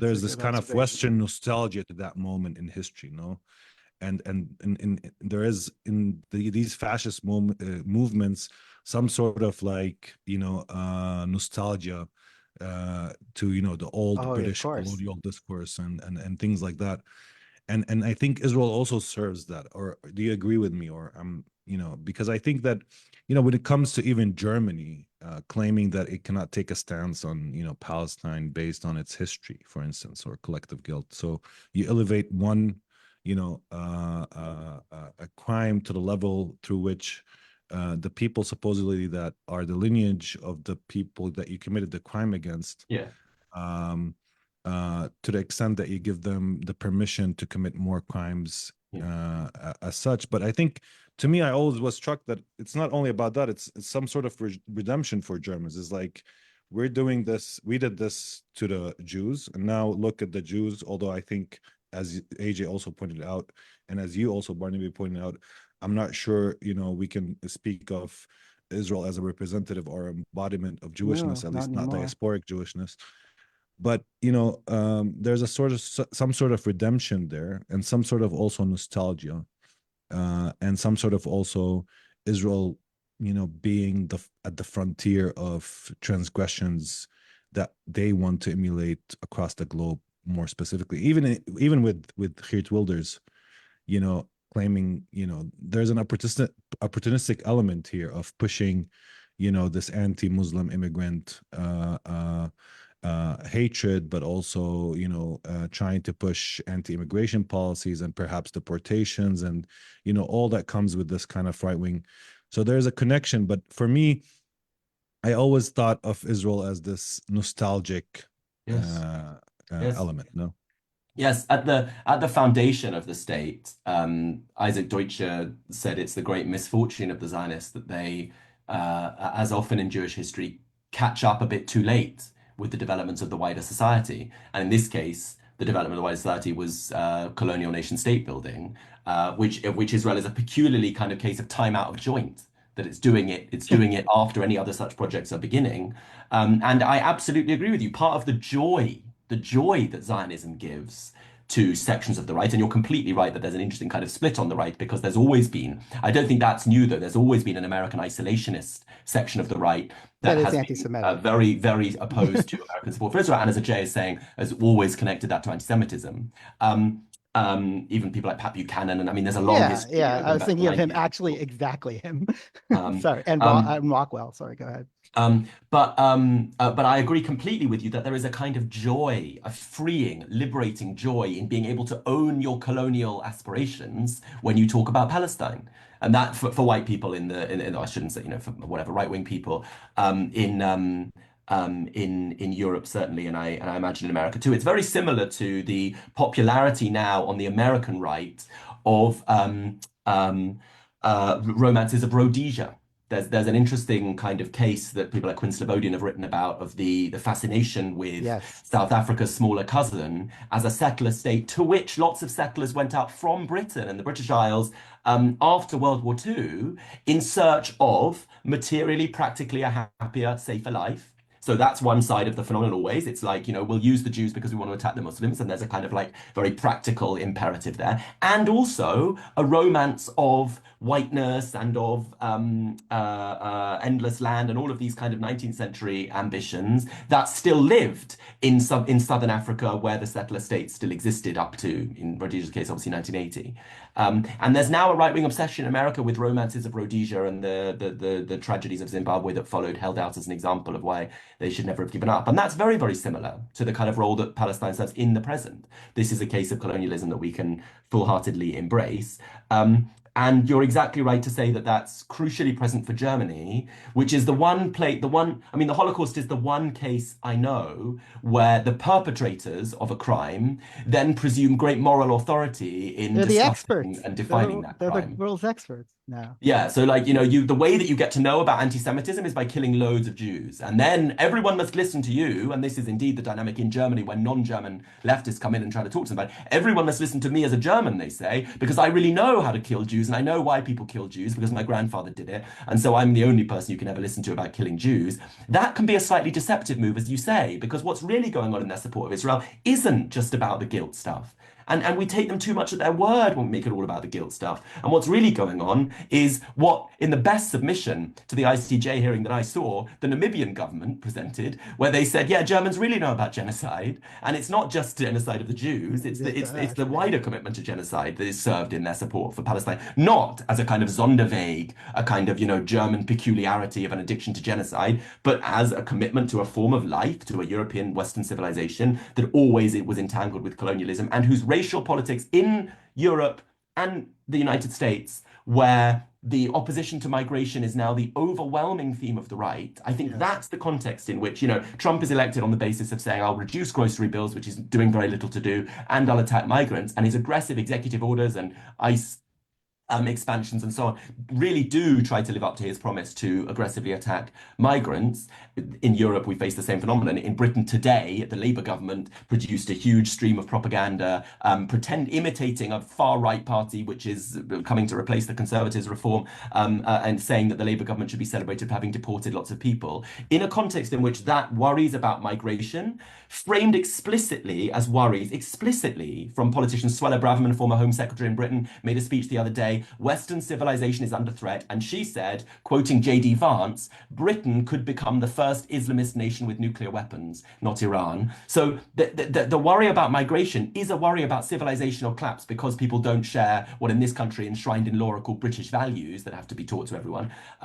So that worry about civilizational collapse combines worries about migrants with worries about geopolitical change. Did they just forget the existence of Yeah. Pakistan? Sorry? Like there already is a Muslim power with Islamist, they said Islamist. They wouldn't call Pakistan Islamist, I guess, because they like countries with strong militaries. I don't know. Soraya was trying to. Yeah, sorry. So that's it. I said I was done before, and then Abdul asked a very good question. I absolutely agree with you that it's a question of Israel as a colonial resonance and a nostalgic reminder of the possibility. But it's more than nostalgic. It's also a hopeful reminder to these people of the possibility still of direct colonial violence in our world, that it needn't be nostalgic, but that it can be the future as well.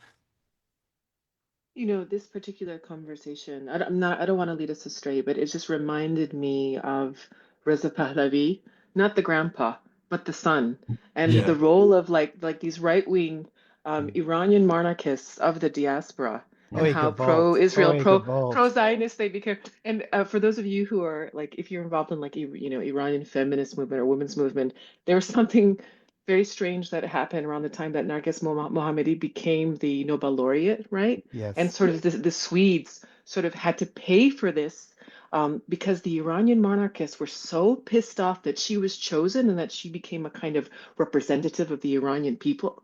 And the wife of Reza Pahlavi, who's the grandson of Reza Pahlavi and the son of Mohammed Reza Pahlavi, she wrote something on social media saying, she does not represent Iran. The real true representative is the king Reza Pahlavi, right? So it brings up this idea of like, the nostalgia for the great Iranian monarch that is rightfully going to lead Iran towards the future. And the reason why I say this is because prior to Mohammadi becoming the Nobel laureate in this, I think it was like spring 2023, when Yasmin Pahlavi and Reza Pahlavi, they went to Israel and toured Israel, right? And splashed this all over social media. And of course, the Iranian diaspora community is a diverse one. But this woman, Yasmin Pahlavi, she used the Zan Zendegi Azadi, women, life, freedom, this particular slogan of freedom. And she used a picture of an Israeli female soldier. Right? Yes. So it's like, I would love to write an article really about this, because this is the way that the sort of right-wing Iranian diaspora fascination with the king and returning to our great place in history. This is how it has realized itself. Fascinating. Absolutely. And in California, it was right-wing Iranian diaspora who went with Zionists to smash up violently a Palestinian encampment. And you see in Europe, there are presence on the very small Zionist counter demonstrations to pro-Palestine demonstrations. You will see the old pro-Shah Iranian flag as a very strong presence. And MEK, all of these kinds of formations are present in a civilizational discourse, often in which, we're the original Aryans and we belong with Western civilization against the Arabs. And it's precisely the same language of Arikhai, the IDF Arabic language spokesman, to precisely do the sectarian, in this case, not Sunni Shia, but Arab Aryan divide in order to align Iranians with Western civilization. Exactly. Just the only thing I'll add here before transitioning to the stream question, which I think is a great one to end on, is not necessarily only about the far right, although it must be noted, right? And this brings us wonderfully sort of full circle to the sort of ceasefire, and right, that most of the most reputable journalistic coverage, and I usually turn to the FT like every Marxist, did in fact say that it was the Trump and Trump's envoys who pushed the Israelis to actually accept this deal they had rejected essentially 2 times already, which is just a weird fact, I think speaks to what Abdul Jawad was saying about the sort of spectrum and fractures within the right, even within the sort of self-identified far right, around these questions. Whereas if you recall the first Trump administration, it was so Christian Zionist. The Trump-Pence administration was so Christian Zionist, right? One of its signature achievements was moving the the embassy to Jerusalem and so on and so forth. So we don't really, and the thing that this I think also speaks to is this incredible sort of emergent fascism and this I have a background in critical theory, so this always comes to my mind. I also have a background in anti-colonial thought, so the boomerang we both have mentioned sort of comes back to mind, right? That liberals, especially in the United States, so we talked about liberals in Israel, right, are fighting over the terms of the social contract for Israeli Jews, right? Largely are okay with the war. But in the United States, we're actually seeing a large amount of liberal democratic elites. And I don't just mean politicians here, I also mean media figures, right? The sort of creme de la creme of liberal society, sort of doing this incredibly, I can have no other word for it, but fascistic, sort of like, look, you voted against Harris, you voted against the person who was overseeing your genocide, fuck around and find out, as if this is not about people, or this is not about people who account as people, but in fact can be sacrificed for a talking point, which is, I think this like really puts into contrast the sort of questions of material force, whether it be soft power, whether it be violent power, whether it be social cohesion, solidarity, things like this. It really calls into question, right, how these things are functioning and where they are happening. The question that we got from the stream, one of the really good one from, I won't give a last name for privacy reasons, but from Nikki is, how can we, and I assume we here means folks in the global north, sustain resistance over time in terms of sustaining attention towards Palestine? In the age of social media, people move on to the next disaster, the next tragedy so quickly. Does anyone have thoughts and feelings on this? This is a really, I actually think, a very important question about political practice.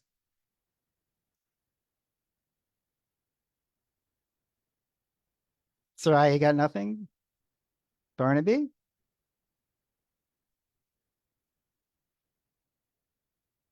I vote Soraya because I've spoken so much. I feel bad. I'm taking up too much. So I've lots. There's No, I was things gonna I say could this. say, I mean, but I this want really speaks to, I feel like, some of your areas. Abdul Jawad, feel free to jump in.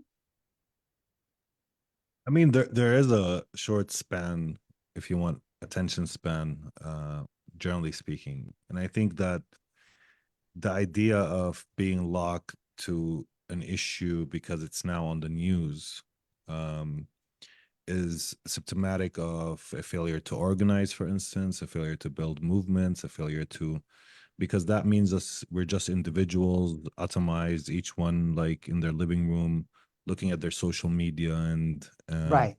once a new disaster shows up, we engage and then move away from it. I think it's always a question of organization. So if people have a much more long-term pedagogical practices, organizations, labor union activism, all of Yes. that, can sustain issues for the long term. So that means that, when it comes to Palestine, that, it's included in your pedagogy in classrooms, that, you point it out, you teach people or raise consciousness around it, or Yeah. you engage in events, or we do such an event like this one, but other things like that. But it's true. I mean, I think that there is an element to that we move from one thing to the big thing. But one thing about Palestine is that it will keep popping up, so that I'm not really that worried about. Although the hope is that at some point in the future, that Palestine will not be such a feisty or let's say attention grabbing place for news, and it'll Yeah, the be hope is boredom.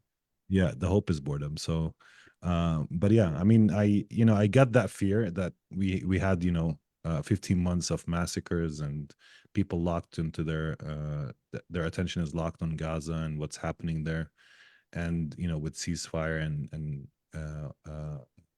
you feel like this ended. And I do want to go back to the first thing I said. There's never really an end of war here.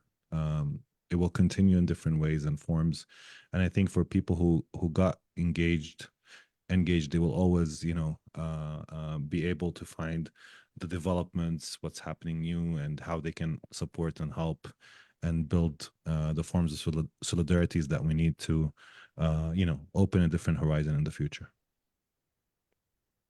People want to add to this?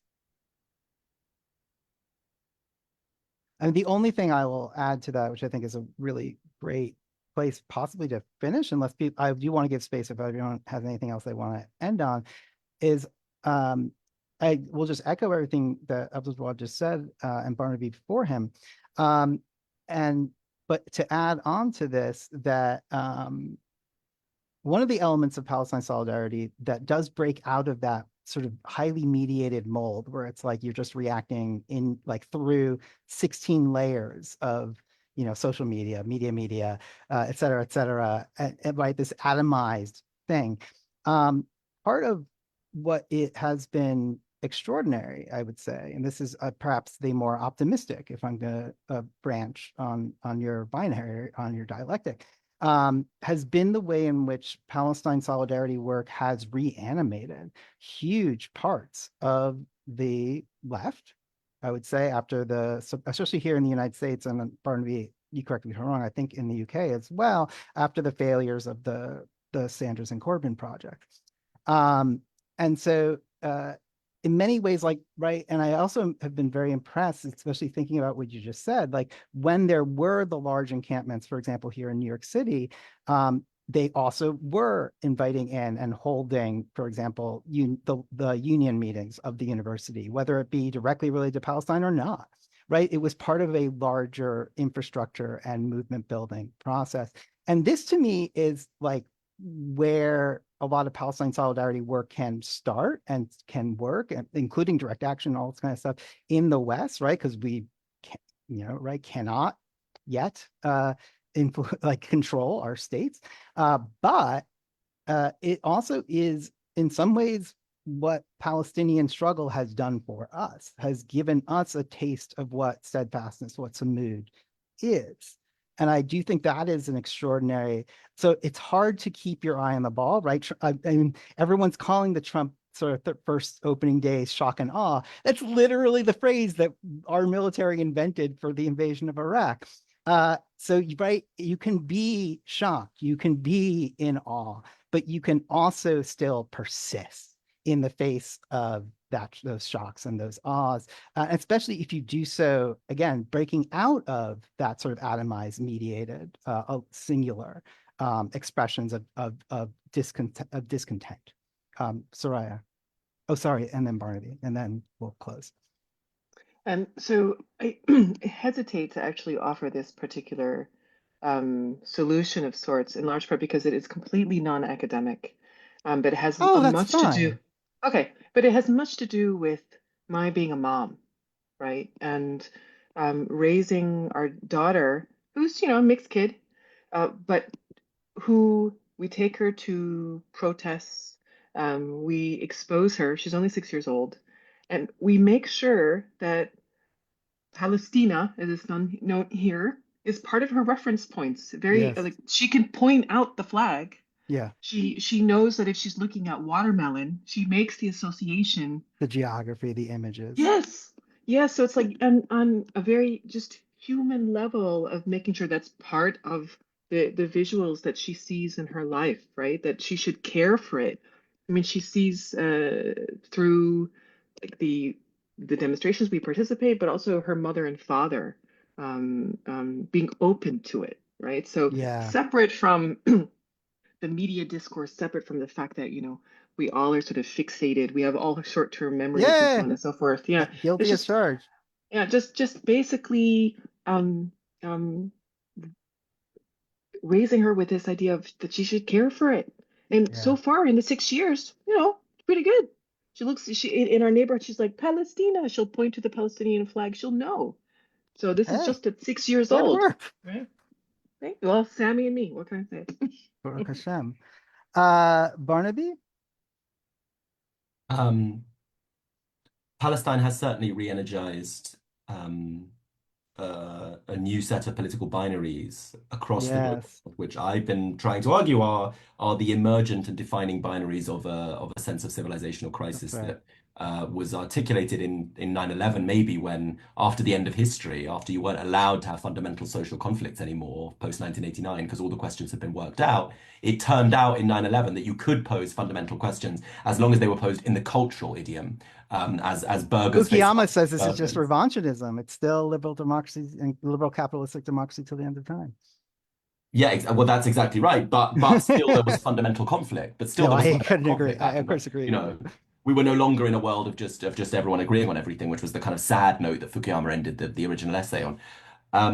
And so in taking that sense of cultural conflict and rendering it in more aggressively political terms, I think the set of conflicts that have arisen around Palestine around the world have centered questions of imperialism, Yes. of colonialism. So I Yes. think if you look at what's happened here, it's a bit like in Qassam Izzadin al-Qassam's sense of a three-part struggle. Ghassan Kanafani has this famous discussion of Qassam's triple enemy. The sense of the centrality of a global imperialism in the problem in Palestine was perhaps missing from a lot of discourse about settler colonialism in recent years, which analogized Palestine to American settler colonialism, South African settler colonialism, Palestinians to Black South Africans, but didn't do the kind of global analogies to Vietnam and so on that the old language of imperialism had done. Imperialism is now back as an object Yes. of concern because whatever else Trump getting a ceasefire showed, it showed that this genocide was an American genocide from the start. Yes. Because though AOC told us that Joe Biden was working tirelessly for a ceasefire, he's a very tired man, so I suppose this was hard for him. But if Joe Biden had been able to pick up a phone and call Netanyahu and ask him to stop the genocide would have stopped. We know that now. So the imperialism has been re-centered as a question of politics. So has colonialism, and so has the connection between imperialism, colonialism, and race.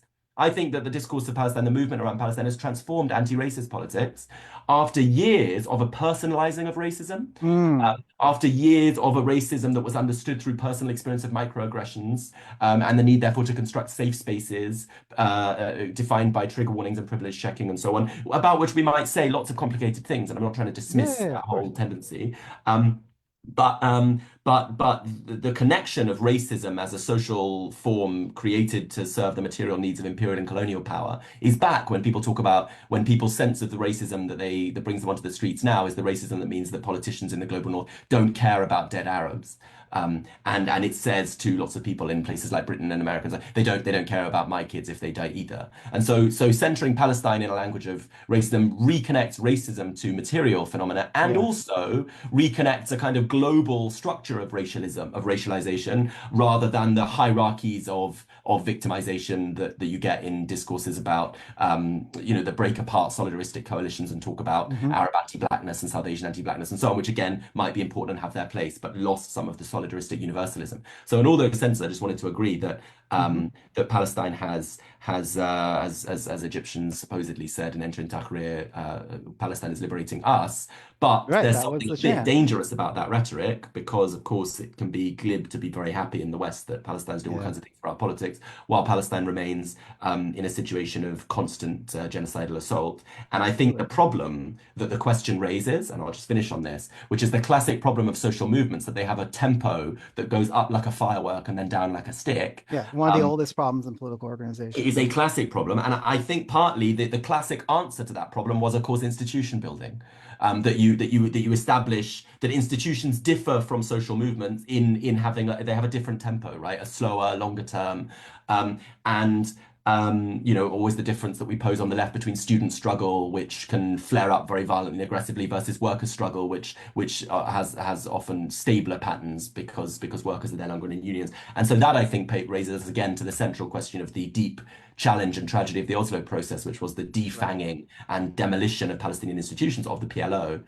And in its continued absence, we have a solidarity politics that proceeds through a set of institutions in Britain, for example, that were founded by the PLO as PLO supporting institutions. And now one lesson that comes out of this genocide is the repeated insistence and constant insistence of the Zionist state on ensuring the enduring fragmentation of the Palestinian body politic, if not a Palestinian resistance, which is able practically to unite, but of the Palestinian body politic. And in the absence of institutions of democratically grounded institutions of national liberation. I think that's a big part of the reason that we can be very attentive and aggressive and angry when when the genocide reaches a high pitch. And then we can forget because we don't have the institutions doing the work that the ANC was doing, to get back to the South African analogy, and that the South African Communist Party was doing in building global and lasting support. And so I just end on that point of the we can't do it all in the West, but hope for and work and have to work to support that re-emergence of Palestinian national liberation politics. Thank you. And I know it's getting very late for all of you guys. So we're past time on our end as well. But Abdul Jawad, since everyone else sort of gave a final thought, I figured I would invite you if you have one, or feel free to pass if you don't. No, I mean, I'll just say, I mean, I totally agree with Barnaby, and I think it is important to see how much Palestine condenses, because it's not about us as Palestinians only, although that's an important equation, because there's all these ideological material entanglements with Palestine, psychic, nostalgic, whatever you want to, it really kind of ripples across the globe, and that's part of what is at stake in Palestine, is that what happens in Palestine doesn't really stay in Palestine. It ripples across the globe. That's beautiful. And that's a fundamental, at least, point of view. This is why you should care. You should continue your work. And thank you for having us. And thank you, AJ, for hosting us as well. Oh, yeah. Well, thank you all for participating, all of our guests, all of everyone watching at home. And stay tuned and stay engaged and in whatever way you can. Thank you so much for watching. And also, if you have, if you are looking for more, the Bisser teach-ins from last year are from, sorry, 2 years ago, are still up, as are all the readings. So you can find those on the internet if you're interested. And otherwise, thank you again for all your participation and everyone who watched.